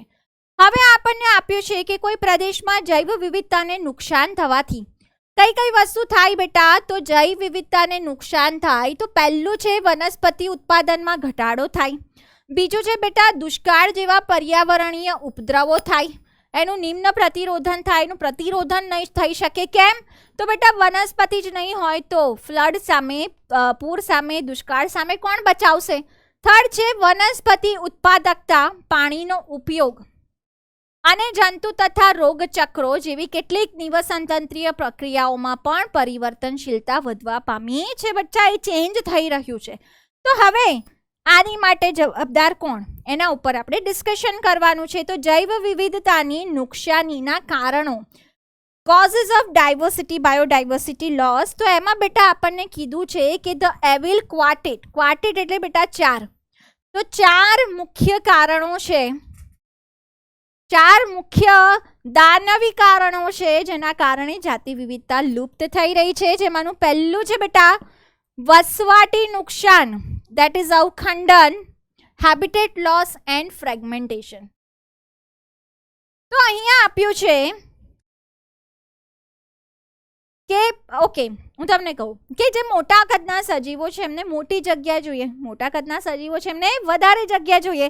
એક જંગલ છે એમાં ઘણા બધા હાથી રહે છે, એ હાથીને રહેવા માટે આખું જંગલ કમ્ફર્ટેબલી રહે છે, એની અંદર ફરે છે, એક બાજુ ખાવાનું ખાય છે, તે ખાવાનું પતી જાય એટલે જંગલના બીજા ભાગમાં જશે, પાછા ધીમે ધીમે ધીમે ધીમે જ્યારે 2-5 મહિને ચાલીને પાછી પહેલી જગ્યાએ આવશે ત્યાં પાછું ખાવાનું બની ગયું હશે એમનું, હે ને? આ નોર્મલ પ્રોસેસ છે. હવે ગવર્મેન્ટે શું કર્યું કે જંગલને પાર કરીને બીજા એક ગામથી બીજા ગામમાં જવું હતું, તો હવે ગવર્મેન્ટે ગામવાળાની સવલત માટે વચ્ચે બનાવી દીધી રેલવે લાઈન. રેલવે લાઈન બનાવી એનો વાંધો નહોતો, ચલો રસ્તો ઓછો થઈ ગયો, પણ હવે હાથી માટે શું? તો ગવર્મેન્ટે જોયું કે હાથી ત્યાં રેલવે ટ્રેક ઉપર કચડાઈ જાય છે, એના નાના બચ્ચા એક્સિડન્ટ થાય છે વારા ઘડીએ, તો હવે ગવર્મેન્ટે એની આજુબાજુ રેલિંગ લગાવી લીધી જેથી હાથી એ વિસ્તારને ક્રોસ કરી શકે નહીં. તો જંગલ 2 ભાગમાં વહેંચાઈ ગયું, એક આ બાજુનો ભાગ, એક આ બાજુનો ભાગ. હવે આનાથી થાય તમને શું થાય? તમે તો એવું કહો કે અમુક હાથી આ બાજુ રહી ગયા, અમુક હાથી આ બાજુ રહી ગયા, એ સાચી વાત છે, પણ હાથી હવે પોતાનો ખોરાક ખાધો એક જગ્યાએથી, હવે ફરીને જાય, 5-6 મહિને પાછો આવતો તો એક જ મહિનામાં એ જગ્યા પર પાછો ખોરાક શોધવા માટે ગયો, તો હવે બેટા શું થયું? એનો એ ખોરાક ત્યાં બનશે નહીં બને. તો જ્યારે ફ્રેગમેન્ટેશન થાય, અવખંડન થાય, ત્યારે આવા પ્રાણીઓ જે છે એને નુકસાન થવા પામે છે. આ બહુ મોટું કારણ છે હાથીની સંખ્યા ઘટવાનું. પ્રાણીઓ તથા વનસ્પતિઓના વિલેપન માટેનું સૌથી મુખ્ય કારણ છે. ઉષ્ણકટિબંધ બેટા આવી રીતે પૂછ્યું હતું કે પ્રાણીઓ તથા વનસ્પતિઓના વિલોપન માટેનું સૌથી મુખ્ય કારણ કયું? આ પૂછાયેલો ક્વેશ્ચન છે, તો આપણે યાદ રાખવાનું વસવાટી નુકસાન અને અવખંડન. આપણને થાય બધા મુખ્ય છે પણ આ સૌથી મુખ્ય છે. ઉષ્ણકટિબંધના વર્ષાવનોમાં થતી વસવાટ નુકસાની એ તેના નાટ્યાત્મક ઉદાહરણો છે. એક સમયે વર્ષાવનો પૃથ્વીની જમીન સપાટીના બેટા 14% પણ વધારે વિસ્તારને આવરી લેતા હતા. હવે આ 6% કરતાં વધારે વિસ્તાર આવરતા નથી, એટલે કે મેક્સિમમ હવે 6% આવરે છે. જુઓ કેટલો ઘટાડો થયો. ખૂબ જ ઝડપથી નાશ થતા રહે છે. જ્યારે તમે આ પ્રકરણ વાંચવાનું પૂરું કરો તેટલી વારમાં તો વર્ષાવનોનું 1000થી પણ વધુ હેક્ટર નાશ પામ્યું હશે ને બેટા. વારા ઘડીએ આપણે સાંભળીએ છીએ, નવા કેસ આવે છે કે વર્ષાવનો જે છે, એમેઝોન રેઇન ફોરેસ્ટ જે છે એમાં આગ લાગી, દબ લાગ્યું અને ઘણા બધા વૃક્ષો બળી ગયા. હવે આ આપ્યું છે કે એમેઝોન વર્ષાવન ખૂબ જ વિશાળ છે, આથી એને પૃથ્વી ગ્રહનું ફેફસું, લંગ્સ ઓફ પ્લેનેટ કહેવાતું હતું. કદાચ લાખો જાતિઓ માટે આશ્રય છે, પણ આને કેવી રીતે આનું બરબાદી કરવામાં આવી છે? તો પહેલું બેટા સોયાબીનની ખેતી કરવા. સોયાબીનની ખેતી કરવા માટે શું કર્યું? તો જંગલ કાપી નાખ્યું ને એ જમીનમાં સોયાબીનની ખેતી શરૂ કરી. તો જંગલનું નિવાસન તંત્ર તો ગાયબ થઈ ગયું ને. આપણે કોઈ જગ્યાએ જંગલ કાપી લઈએ, તમે કહો કે મેમ ત્યાં તો પ્લાન્ટ્સ જ ઉગાડી રહ્યા છે ને, તો આપણે નુકસાની કેવી રીતે ગણાય? તો બેટા જંગલમાં મોટા વૃક્ષો છે, એનું પોતાની ઉત્પાદકતા છે, પોતાની રીતે કાર્બન ડાયોક્સાઇડનું સ્થાપન કરે છે, ખોરાક બનાવે છે, ઓક્સિજન આપે છે.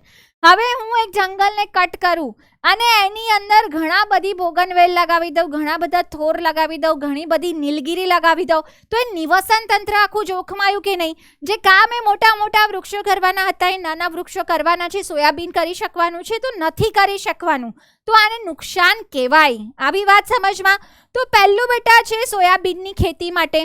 બીજું બેટા ત્યાં માંસ બહુ ખવાય છે, તો ગૌમાંસ છે અથવા તો જે પણ માંસ આપતા ઢોર છે એ ઢોરને ખાવા માટે ઘાસચારો चाहिए, રાઈટ? જોઈએ તો બેટા એ ઘાસચારો જ્યાં ઉગાડે તો એ જંગલને સાફ કરીને તે ઘાસ ઉગાડવા માંડ્યા. તો મોટા વૃક્ષોની જગ્યાએ આવી ગયા ઘાસ પ્રદેશ. તો બેટા એ પણ ખરાબ વસ્તુ છે. તો માંસ આપતા ઢોરના ચારા માટે તૃણ કે ઘાસ ભૂમિમાં ફેરવી દેવામાં આવ્યું. અને ત્રીજું છે બેટા સંપૂર્ણ વસવાટ નાબૂદી ઉપરાંત પ્રદૂષણ. તો ત્રીજું કારણ છે પ્રદૂષણ. બેટા આ ઘણી વાર પૂછાય છે. તો 3 કારણો કયા? પહેલું સોયાબીનની ખેતી માટે, બીજું માંસ આપતા ઢોરોના ચારા માટે જંગલ કાપીને એને ઘાસ પ્રદેશમાં તૃણભૂમિમાં ફેરવવામાં આવ્યું, અને ત્રીજું બેટા એ આ જે એમેઝોન રેઇન ફોરેસ્ટ છે એના ફરતે 6 કન્ટ્રીઝ 6 દેશ આવેલા છે. તો આ પ્રત્યેક દેશ જે છે એ પોતાનું પ્રદૂષણ ત્યાં કન્ટ્રીબ્યુટ કરે છે. તો પ્રદૂષણના કારણે પણ જૈવ વિવિધતામાં ઘટાડો થયો છે. નેક્સ્ટ, જ્યારે વિવિધ માનવ પ્રવૃત્તિઓને કારણે વિશાળ વસવાટોને નાના ખંડોમાં વિભાજિત કરી દેવામાં આવે ત્યારે જે સસ્તનો અને પક્ષીઓને મોટા પ્રદેશની જરૂરિયાત છે તે અને પ્રવાસી પ્રકૃતિવાળા કેટલાક પ્રાણીઓ તેનાથી ખરાબ રીતે અસર પામે છે, જેથી તેઓ વસ્તી ઘટાડા તરફ દોરાય છે. આ મેં તમને સમજાવી દીધું એક્ઝામ્પલથી. હવે નેક્સ્ટ છે બેટા અતિશોષણ. નેક્સ્ટ શું આપ્યું છે આપણને? ઓવર એક્સપ્લોઇટેશન એટલે કે અતિશોષણ.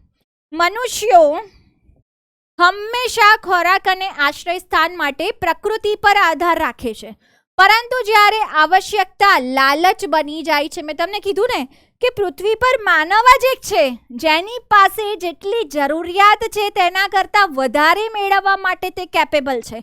પણ બેટા જ્યારે આપણે આ જૈવિક સંપત્તિનો જરૂરિયાત કરતાં વધારે ઉપયોગ કરીશું, વિનાશ કરીશું, ત્યારે આપણે આ જાણી શકીશું કે આપણી જે આવશ્યકતા છે એ લાલચમાં ફેરવાઈ ગઈ, લોભમાં ફેરવાઈ ગઈ, અને એના લીધેથી જૈવ વિવિધતાને શું થઈ રહ્યું છે બેટા?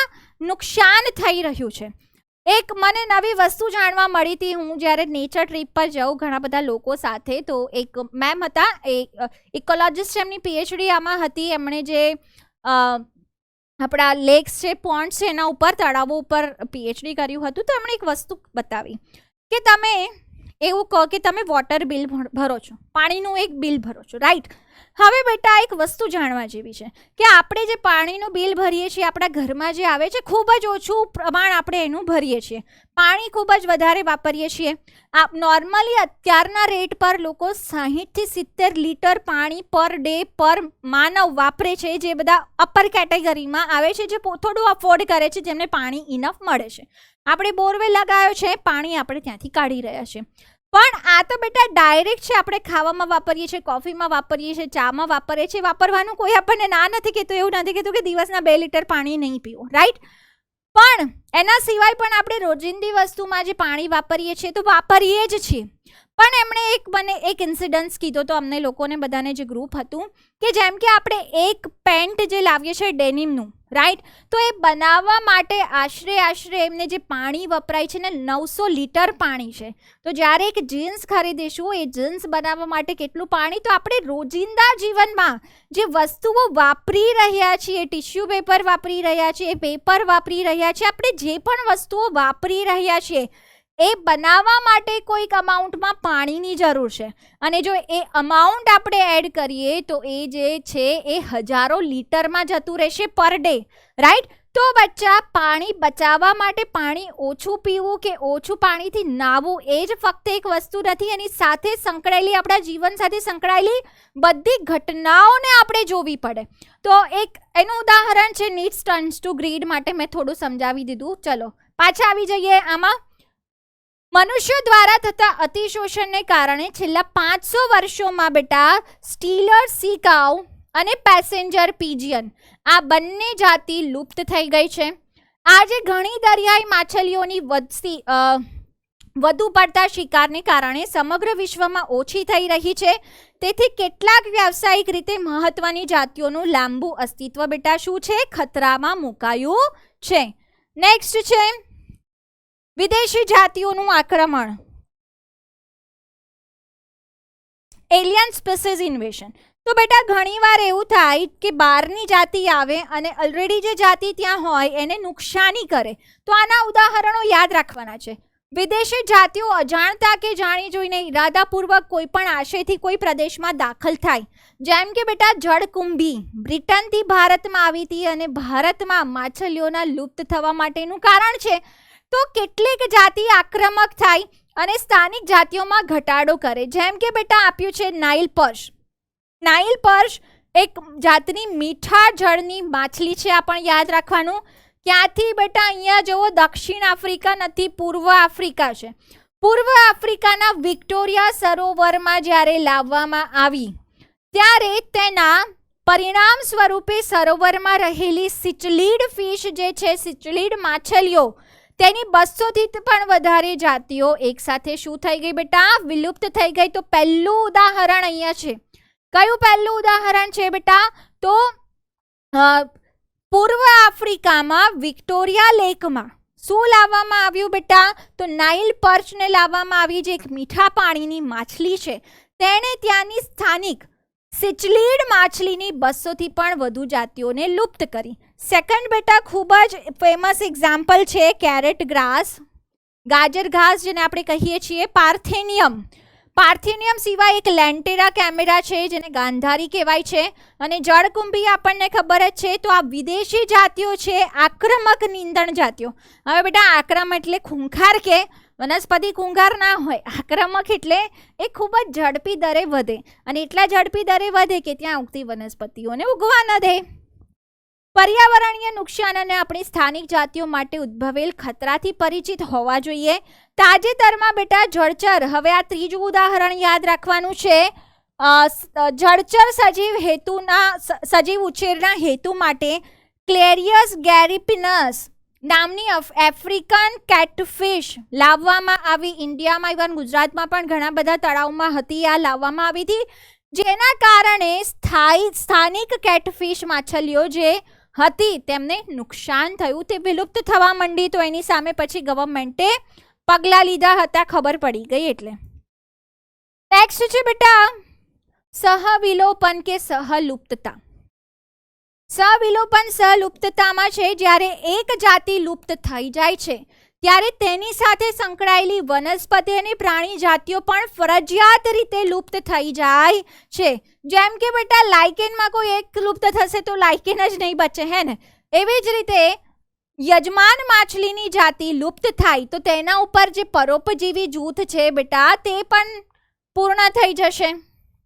નેક્સ્ટ છે વનસ્પતિ. તો આપણને ખબર છે વનસ્પતિ અને પરાગ વાહકોનું એક છે મ્યુચ્યુઆલિઝમ છે બેટા, સહોપકારિકતા છે. તો વનસ્પતિ પરાગ વાહકોની સહોપકારિતા પ્લાન્ટ પોલિનેટર મ્યુચ્યુઆલિઝમના સહવિકાસનો કિસ્સો છે. એક બદલાય તો બીજી બદલાય. એવી જ રીતે બેટા એક લુપ્ત થાય તો પણ બીજું પણ શું થઈ જશે? લુપ્ત. પોલિનેટર જે છે પરાગવાહક છે લુપ્ત થઈ ગયું તો પરાગનયન નહીં થાય, વનસ્પતિમાં લિંગી પ્રજનન નહીં થાય તો એ પણ લુપ્ત થઈ જશે. તો 4 બચ્ચા એવિલ ક્વાર્ટેટ આપણે જોયા. હવે નેક્સ્ટ છે કે જૈવ વિવિધતાનું સંરક્ષણ. એના વિશે આપણને નેક્સ્ટ આપ્યું છે બેટા બાયોડાયવર્સિટી કન્ઝર્વેશન. તો આપણે હવે આપણને ક્વેશ્ચન થાય કે ભાઈ મારે તો મને જે જોઈએ છે બધું મળી જાય છે, તો મારે જૈવ વિવિધતાનું સંરક્ષણ કેમ કરવાનું? ક્વેશ્ચન શું થાય બચ્ચા કે આપણે જૈવ વિવિધતા સંરક્ષણ એ તો ગવર્મેન્ટ કરવું હોય તો આપણે કેમ કરવાનું? તો પહેલાં તો આપણને ખબર હોવી જોઈએ કે જૈવ વિવિધતાથી આપણને શું ફાયદો થાય છે. તો આમાં 2 વસ્તુ આપી છે બેટા, સંક્ષિપ્ત રીતે ઉપયોગિતાવાદી નેરોલી યુટિલિટેરિયન અને વ્યાપક રીતે ઉપયોગિતાવાદી બ્રોડલી યુટિલિટેરિયન. અને ત્રીજું છે નૈતિક ફરજ છે આપણી, એથિકલ છે. ડન. પહેલી વાત કરીએ બચ્ચા નેરોલી યુટિલિટેરિયન, સંક્ષિપ્ત રીતે ઉપયોગિતાવાદી. તો સંક્ષિપ્ત ઉપયોગિતાવાદીમાં બેટા આપણે જે સીધું વાપરીએ છીએ ને જંગલોમાંથી, આપણે જંગલની ઉપયોગિતા નાનપણથી ભણ્યા છીએ એ છે, આ સ્કૂલ એક્ઝામમાં પૂછાય છે. ડન. ચલો. તો કેટલાક મનુષ્યો પ્રકૃતિમાંથી અગણિત સીધા આર્થિક લાભો, તો બેટા આપણને થતા સીધા આર્થિક લાભો શેમાં આવશે? સંક્ષિપ્ત રીતે ઉપયોગિતાવાદીમાં. ડન. ચલો. જેમ કે બચ્ચા ખોરાક, આપણે ખોરાક માટે વનસ્પતિ પર ડિપેન્ડ છીએ ને, કઠોળ લઈએ છીએ, ફળ લઈએ છીએ. પછી બેટા આપ્યું છે ખોરાકમાં ધાન્ય, કઠોળ અને ફળ. પછી બળતણ માટે આપણે લાકડા વાપરીએ છીએ, રેસા વાપરીએ છીએ, શણ વાપરીએ છીએ, કપાસ વાપરીએ છીએ. બાંધકામ સામગ્રી, બાંધકામ જ્યાં થઈ રહ્યું છે ત્યાં પણ તમને ખબર છે લાકડાનો ઉપયોગ થાય છે. ઔદ્યોગિક ઉત્પાદનો જે છે જેમ કે ટેનિન્સ છે, ઊંજણ માટે, રંગકો માટે, રાડ માટે, અત્તર બનાવવા માટે. પછી ઔષધિકીય ઉપયોગિતામાં મહત્વના છે. આપણને એક ડેટા આપ્યો છે કે બજારમાં જે દવાઓ મળે છે એમાંથી 25% કરતાં પણ વધુ દવાઓ ક્યાંથી મેળવવામાં આવે છે બેટા? વનસ્પતિમાંથી મેળવવામાં આવે છે. સમગ્ર વિશ્વના મૂળ સ્થાનિક લોકો દ્વારા ઉપયોગમાં લેવાતી 25,000 જેટલી વનસ્પતિની જાતિઓ પરંપરાગત દવાઓમાં ફાળો આપે છે. જે આપણે આયુર્વેદમાં ભણીએ છીએ 25,000થી પણ વધુ જાતિઓ આયુર્વેદમાં વપરાય છે. એ કોઈ જાણતું નથી કે ઘણી બધી ઔષધીય રીતે ઉપયોગી વનસ્પતિની ઉષ્ણકટિબંધીય વર્ષાવનોમાં શોધ બાકી છે. જો સ્ત્રોતોના વધારા સાથે જૈવ શોધખોળ, એટલે બચ્ચા એક નવો વર્ડ આપ્યો છે બાયોપ્રોસ્પેક્ટિંગ, જૈવ શોધખોળ. તો બાયોપ્રોસ્પેક્ટિક માટે લખ્યું છે આર્થિક રીતે મહત્વના ઉત્પાદનો માટે આણ્વીય જનનિક અને જાતીય સ્તરે વિવિધતાની શોધ વચ્ચે. અને જે કન્ટ્રી જે દેશનું બાયોપ્રોસ્પેક્ટિંગ વધુ હશે એને વધારે ફાયદો થશે. કેમ કે એમાં જે જાતિઓ છે આર્થિક રીતે મહત્વની છે, રાઈટ. તો જેટલી બાયોડાયવર્સિટી વધારે એટલે ભારતનું આર્થિક મહત્વ વધી ગયું બાયોપ્રોસ્પેક્ટિંગના લીધેથી. હવે આપ્યું છે વ્યાપક ઉપયોગિતાવાદી. તો બેટા વ્યાપકમાં વર્લ્ડ લેવલ પર, પૃથ્વી લેવલ પર શું થાય અસર?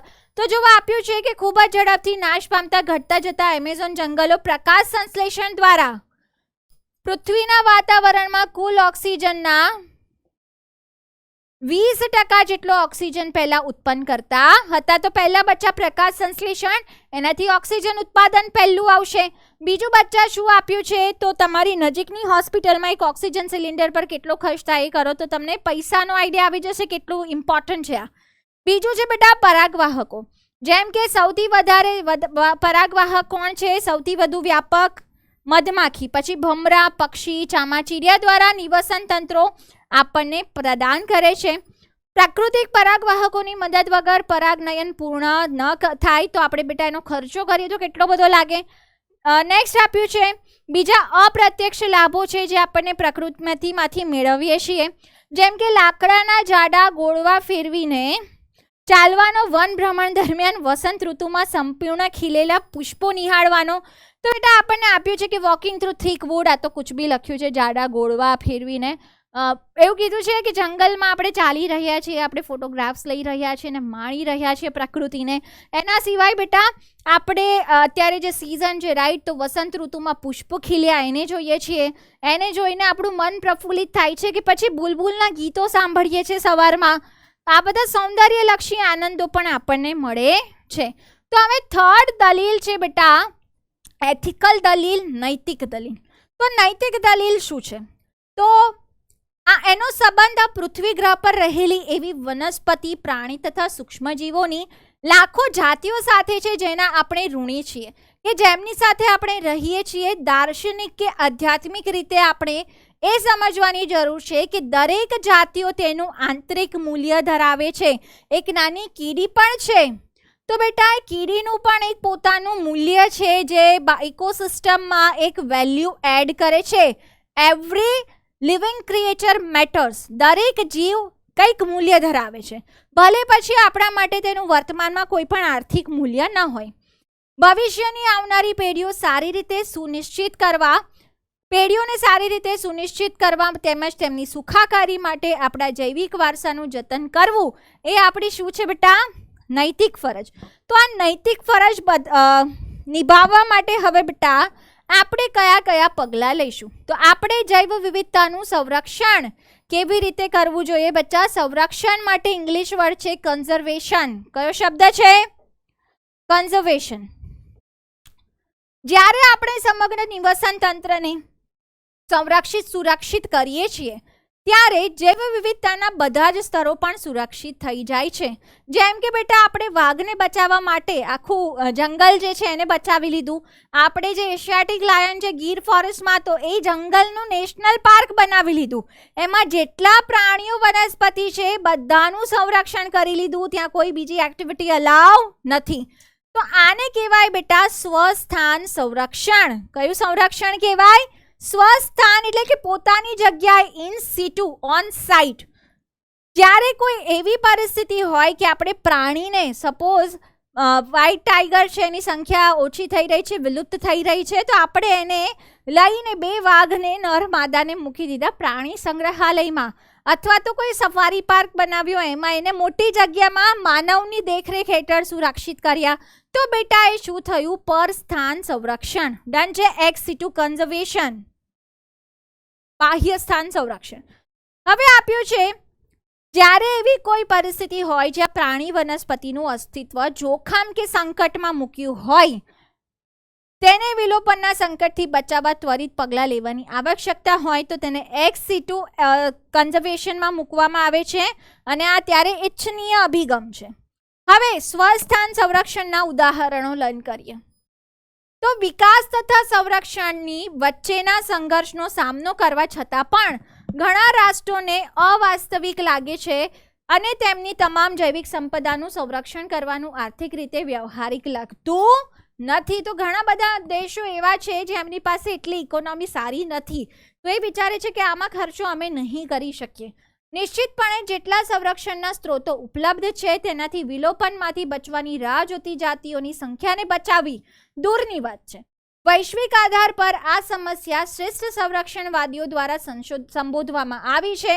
તેઓએ મહત્તમ સુરક્ષા માટે ખૂબ જ ઉચ્ચ સ્તરોની જાતિ સમૃદ્ધિ ધરાવતા, હવે બેટા નવો શબ્દ આવી રહ્યો છે અહીંયા, અને હોટસ્પોટ શબ્દ છે.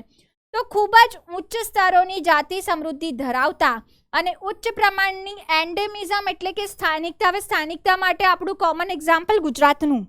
ગુજરાતમાં જે એશિયાટિક લાયન છે પેન્થેરા લિયો પર્સિકા, એ ફક્ત ગુજરાતમાં છે, એ ફક્ત ગીર જંગલમાં છે, બીજે ક્યાંય નથી.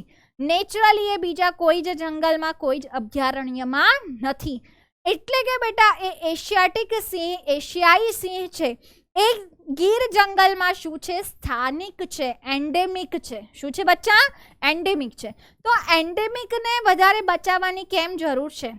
તો બેટા કાલ ઉઠીને જો ગીર ફોરેસ્ટમાં કોઈ આગ લાગી જાય અને બધા સિંહ નાશ પામે, તો એક જ જંગલમાં આગ લાગવાથી બધી જ જાતિના જેટલા પણ સજીવો હતા, જે 400 500 600 સિંહ હતા, એ બધા નાશ પામ્યા. આવી વાત સમજમાં. તો હવે એ વિલુપ્ત થઈ જશે. તો એની માટે બેટા આપણે એને બચાવવાની જરૂર છે. કેટલીક જાતિઓ જે તે પ્રદેશ પૂરતી મર્યાદિત હોય અને અન્યત્ર બીજે જોવા મળતી ન હોય, એને સ્થાનિક જાતિ એટલે કે એન્ડેમિક જાતિ કહેવાય. તો એ વિસ્તારો જેને મહત્તમ સુરક્ષા, તો હવે બેટા દરેક જંગલને પ્રોટેક્ટ કરવા માટે પૈસા ખર્ચવાની જરૂર નથી. શું કર્યું વૈશ્વિક સ્તરે બેટા? તો અમુક હોટસ્પોટ જે છે એને ઓળખ્યા. એવી જગ્યાઓ ઓળખી જ્યાં વધારે માત્રામાં જૈવ વિવિધતા છે પ્લસ એન્ડેમિઝમ છે, સ્થાનિક જાતિઓ છે. તો શરૂઆતમાં બેટા 25 અને હવે એમાં 9 ઉમેરીને 34 હોટસ્પોટની ઓળખ કરવામાં આવી. જેમાં 9 ઉમેર્યા છે એટલે હવે કેટલા છે બચ્ચા? 34. તો હોટસ્પોટ ભારતમાં પણ છે. એટલે હોટસ્પોટ શું ખબર પડી ને? એવા વિસ્તારો જ્યાં વધારે જૈવ વિવિધતા અને એન્ડેમિઝમ છે, સ્થાનિકતા છે. તો ભારતના 3 હોટસ્પોટ કયા? તો પશ્ચિમ ઘાટ અને શ્રીલંકા પહેલો હોટસ્પોટ છે. બીજો છે બેટા ઇન્ડો બર્મા અને ત્રીજો છે હિમાલય. તો કયા 3 છે બેટા? ઇન્ડો બર્મા, પછી પશ્ચિમ ઘાટ સાથે શ્રીલંકા, બંને વૈશ્વિક સ્તરે બંને એક સાથે છે. અને ત્રીજો છે બેટા હિમાલયન વિસ્તાર. અપવાદ રૂપે આપણા દેશની ઉચ્ચ જૈવ વિવિધતા ક્ષેત્રોને આવરી લે છે. અને ઘણા બધા જૈવ વિવિધતાવાળા હોટસ્પોટને એક સાથે ભેગા કરીએ તો જમીન વિસ્તારના 2% પણ ઓછું છે. પણ આપણે જો એને આવૃત કરી લઈએ અને તેની સુરક્ષા કરીએ તો આપણે અત્યારે જે માસ એક્સટિંક્શન છે, સમૂહ વિલોપન છે, એના દરનો કેટલા ટકા સુધી ઘટાડો કરી શકીએ છીએ બેટા? 30%. તો ઇન્સ્ટેડ આખી પૃથ્વીને પ્રોટેક્ટ કરવાની જગ્યાએ એ લોકોએ ફોકસ એરિયા ડિસાઇડ કર્યો. શું ફોકસ એરિયા ડિસાઇડ કર્યો? કે આ 2% વિસ્તારોને આરક્ષિત કરીએ તો 30% જેટલો ફાયદો આપણને થશે. નેક્સ્ટ બેટા હોટસ્પોટમાંથી ક્વેશ્ચન પૂછાય છે, કયા કયા છે એ પણ પૂછાય છે. ભારતમાં પરિસ્થિતિકીય રીતે અદ્વિતીય અને જૈવ વિવિધતા સમૃદ્ધ પ્રદેશોને જૈવાવરણ આરક્ષિત વિસ્તારો, જેને આપણે કહીએ છીએ બેટા બાયોસ્ફિયર રિઝર્વ. તો આ ઇન સિટુ છે, સ્વસ્થાન છે. કયું સ્વસ્થાન, કયું બાહ્ય સ્થાન? આ પૂછાય છે. બીજું છે બેટા રાષ્ટ્રીય ઉદ્યાનો, નેશનલ પાર્ક. ત્રીજું છે બચ્ચા સેન્ચ્યુરીઝ એટલે કે અભયારણ્યો તરીકે કાયદાકીય સુરક્ષા આપવામાં આવી છે. હવે આ ડેટા યાદ રાખવાનો છે. ભારતમાં 14 બાયોસ્ફિયર રિઝર્વ છે, 90 નેશનલ પાર્ક છે, રાષ્ટ્રીય ઉદ્યાનો છે, અને 448 બેટા શું છે? તો 448 અભયારણ્યો છે. 448 શું છે બચ્ચા? અભયારણ્યો. ભારતમાં આના સિવાય સ્વસ્થાન સંરક્ષણ ક્યાં થાય છે? તો ધાર્મિક અને સાંસ્કૃતિક પરંપરાઓનો ઇતિહાસ પણ છે જે પ્રકૃતિની સુરક્ષા પર ભાર મૂકે છે. બેટા તમને ખબર હશે કે પીપળો જે છે એ ખૂબ પૂજાય છે, હે ને? તો બેટા એ જે પીપળો છે એ ધાર્મિક આસ્થા સાથે જોડાયેલું છે. તો કોઈ પીપળાને કટ નહીં કરે, એનું વર્શિપ કરશે. સેમ તુલસી સાથે છે. તો એવા ઘણા બધા જંગલો છે જે ધાર્મિક આસ્થાઓ સાથે જોડાયેલા છે, જેમાંનું એક રાધાવન છે. તો એવા ઘણા બધા છે. તો આપણને થોડા ઉદાહરણો આપ્યા છે. ઘણી સંસ્કૃતિઓમાં જંગલ માટે અલગ હિસ્સો છોડી દેવામાં આવતો હતો. તેમાં રહેલા બધા જ વૃક્ષો તથા વન્યજીવની પૂજા કરવામાં આવતી અને સમગ્ર રીતે તેને રક્ષણ આપવામાં આવતું. હવે એ ધાર્મિક આસ્થા સાથે જોડાયેલું છે એટલે કોઈ એનું નુકસાન નહીં કરે. આ પ્રકારના પવિત્ર ઉપવનો સેક્રેડ ગ્રુવ્સ જેને કહેવાય છે, ધાર્મિક માન્યતાને આધારે વનસ્પતિ પ્રાણી સુરક્ષિત વિસ્તારો ક્યાં ક્યાં યાદ રાખવાના છે? તો મેઘાલયના ખાસીમાં જયંતિયાની ટેકરીઓ છે. મેઘાલયમાં ખાસી અને જયંતિયાની ટેકરીઓ. રાજસ્થાનમાં આવું બેટા છે અરવલ્લી વિસ્તાર, અરવલ્લીની ટેકરીઓ. કર્ણાટક અને મહારાષ્ટ્રમાં પશ્ચિમ ઘાટના ઘણા વિસ્તારો છે અને મધ્યપ્રદેશમાં આપ્યું છે સરગુજા, ચંદા અને બસ્તર. કયા 3 આપ્યા છે બેટા? મધ્યપ્રદેશના સરગુજા, ચંદા અને બસ્તર પ્રદેશો જોવા મળે છે. મેઘાલયમાં પવિત્ર જે ઉપવનો છે એ દુર્લભ અને સંકટમાં રહેલ વનસ્પતિઓની ઘણી સંખ્યા માટેના અંતિમ શરણાર્થીઓ છે. એટલે કે બેટા એ ઘણી એવી વનસ્પતિ છે જે છેલ્લે આપણને મેઘાલયમાં પવિત્ર ઉપવનોમાં જોવા મળી, બીજે ક્યાંય હવે થતી નથી. તો બેટા એ તેના શરણાર્થી છે એટલે કે ત્યાં વનસ્પતિઓ રહી ગઈ. શેના લીધેથી રહી ગઈ? ધાર્મિક આસ્થાના લીધેથી, પવિત્ર ઉપવન હોવાના લીધેથી. નેક્સ્ટ હવે વાત કરીએ એક્સ સિટુ કન્ઝર્વેશનની. 9 સ્થાન બાહ્ય સ્થાન સંરક્ષણ એક્સ સિટુ કન્ઝર્વેશન. તો બેટા એક્સ સિટુ કન્ઝર્વેશનમાં શું કરવાનું છે? તો મેં તમને કીધું કે જેમ કે પ્રાણી સંગ્રહાલયમાં લઈ આવ્યા, તો આ અભિગમમાં સંકટમાં રહેલ પ્રાણીઓ અને વનસ્પતિઓને કુદરતી નિવાસ સ્થાનમાંથી બહાર કાઢી લેવામાં આવે છે. ઉદાહરણો યાદ રાખવાના છે: પ્રાણી ઉદ્યાનો, ઝૂઓલોજિકલ પાર્ક, વનસ્પતિ ઉદ્યાનો, બોટનિકલ ગાર્ડન અને વન્યજીવ સફારી ઉદ્યાનો, વાઇલ્ડલાઇફ સફારી પાર્ક. તો બેટા નેશનલ પાર્ક સ્વસ્થાન છે, જ્યારે સફારી પાર્ક શું છે? નવ સ્થાન છે. યાદ રાખજો, બંને અલગ છે. સફારી પાર્કમાં લાવીને મૂકવામાં આવે છે સજીવને. એવા ઘણા પ્રાણીઓ છે જે જંગલોમાં વિલુપ્ત થઈ ગયા હોય પણ પ્રાણી ઉદ્યાનમાં જાળવી રખાયા હોય. તાજેતરના વર્ષોમાં સંકટમાં રહેલી ઘણી જાતિઓને તેમના ભયજનક દાયરામાં રાખ્યા સિવાય અગાઉથી જ બાહ્ય સ્થાન સંરક્ષણ આપી દેવામાં આવે છે. હાલમાં સંકટમાં રહેલ જાતિઓના જન્યુઓની ક્રાયોપ્રિઝર્વેશન તકનીક. તો બેટા ક્રાયોપ્રિઝર્વેશનમાં આપણે કેટલા તાપમાને કરીએ છીએ? -196 ડિગ્રી સેલ્સિયસ. તેના ઉપયોગથી કરાય છે ક્રાયોપ્રિઝર્વેશન લિક્વિડ નાઇટ્રોજન, પ્રવાહી નાઇટ્રોજન દ્વારા. તો તેનાથી જીવિત અને જનનક્ષમ અથવા ફળદ્રુપ સ્થિતિમાં લાંબા સમયગાળા માટે સાચવણી કરી શકાય છે. નેક્સ્ટ બેટા આપ્યું છે ઈંડાને આપણે કૃત્રિમ રીતે ફલિત કરી શકીએ છીએ અને વનસ્પતિઓની પેશી સંવર્ધન પદ્ધતિ ઉપયોગથી પ્રસર્જિત કરી શકાય છે. તો બેટા વનસ્પતિ માટે તો ઇઝી છે, પેશી સંવર્ધન કરી દેવાનું. પ્રાણીઓમાં એમના જન્યુ કોષોનો સંગ્રહ કર્યો અને એવી સ્થિતિમાં સંગ્રહ કર્યો કે પછી એનું ફલન લેબોરેટરીમાં પ્રેરી શકાય. વ્યાપક ધોરણે મહત્વની વનસ્પતિઓ વિભિન્ન જનીનિક જાતો જે છે તેની બીજ હોય છે, જેને આપણે કહીએ છીએ બીજ બેંક, બીજ નિધિ. તેમાં લાંબા સમય માટે સાચવી રખાય છે. હવે આ પેરેગ્રાફમાંથી એક ક્વેશ્ચન ફિક્સ છે. આ લાસ્ટ પેરેગ્રાફ છે, એમાં છે કે ભાઈ આટલું બધું ઇમ્પોર્ટન્સ છે તો એને બચાવવા માટે શું પ્રયત્નો થયા? તો બેટા વૈશ્વિક સ્તરે પહેલું ઐતિહાસિક સંમેલન હતું the history convention of biological diversity પૃથ્વી પરિષદ, that is the Earth Summit. પહેલું કયું હતું બચ્ચા? The Earth Summit. અને અર્થ સમિટમાં 1992માં થયું હતું રિયો ડી જાનેરો. ક્યાં થયું હતું બચ્ચા? Rio de Janeiro 1992.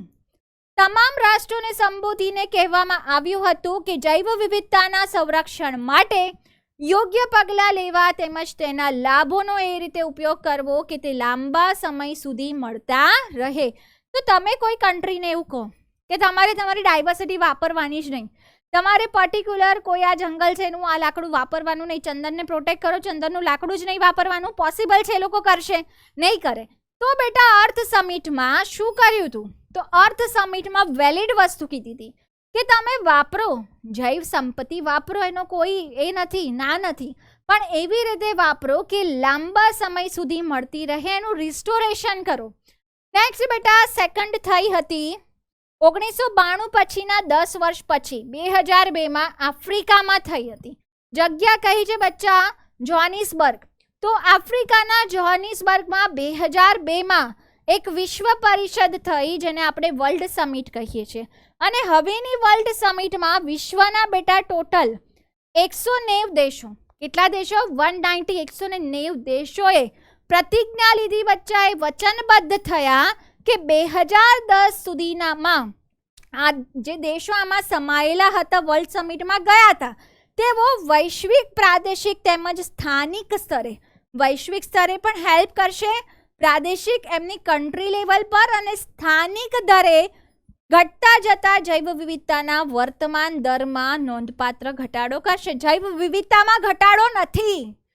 એક્ઝામમાં પૂછાય સ્ટેટમેન્ટ ધ્યાનથી લખજો. જૈવ વિવિધતામાં ઘટાડો કરવામાં નહીં હેલ્પ કરે. જૈવ વિવિધતાના ઘટાડાને ઘટાડવો છે. 100 વૃક્ષો લુપ્ત થઈ રહ્યા છે તો એ સંખ્યા 10 ઉપર જવી જોઈએ. તો જૈવ વિવિધતાના વર્તમાન શું લખ્યું છે? સ્થાનિક સ્તરે ઘટતા જતા જૈવ વિવિધતાના દરમાં નોંધપાત્ર ઘટાડો કરશે. જે દરે જૈવ વિવિધતા ઘટી રહી છે એ દરને ઘટાડવામાં પોતાનો ફાળો આપશે. અને બેટા એ 2002માં જોહાનિસબર્ગમાં થઈ હતી. ડન છે. ધ વર્લ્ડ સમિટ અને કેટલા દેશોએ ભાગ લીધો હતો? 190 દેશો. તો બેટા આ ચેપ્ટરના દરેકે દરેક ડેટા લર્ન કરવાના છે. એક પેજ ઉપર શોર્ટ નોટ્સ બનાવી લેજો. એન્ડ મોમેન્ટ પર એને ત્યાંથી લર્ન કરવાના. કાં તો મેં કીધું એનસીઆરટીની સાઈડમાં જગ્યા આપી છે. બચ્ચા નેક્સ્ટ ચેપ્ટર સાથે નેક્સ્ટ ક્લાસમાં મળીશું. ત્યાં સુધી Tata bye bye. Keep trying. You can, you will. Thank you.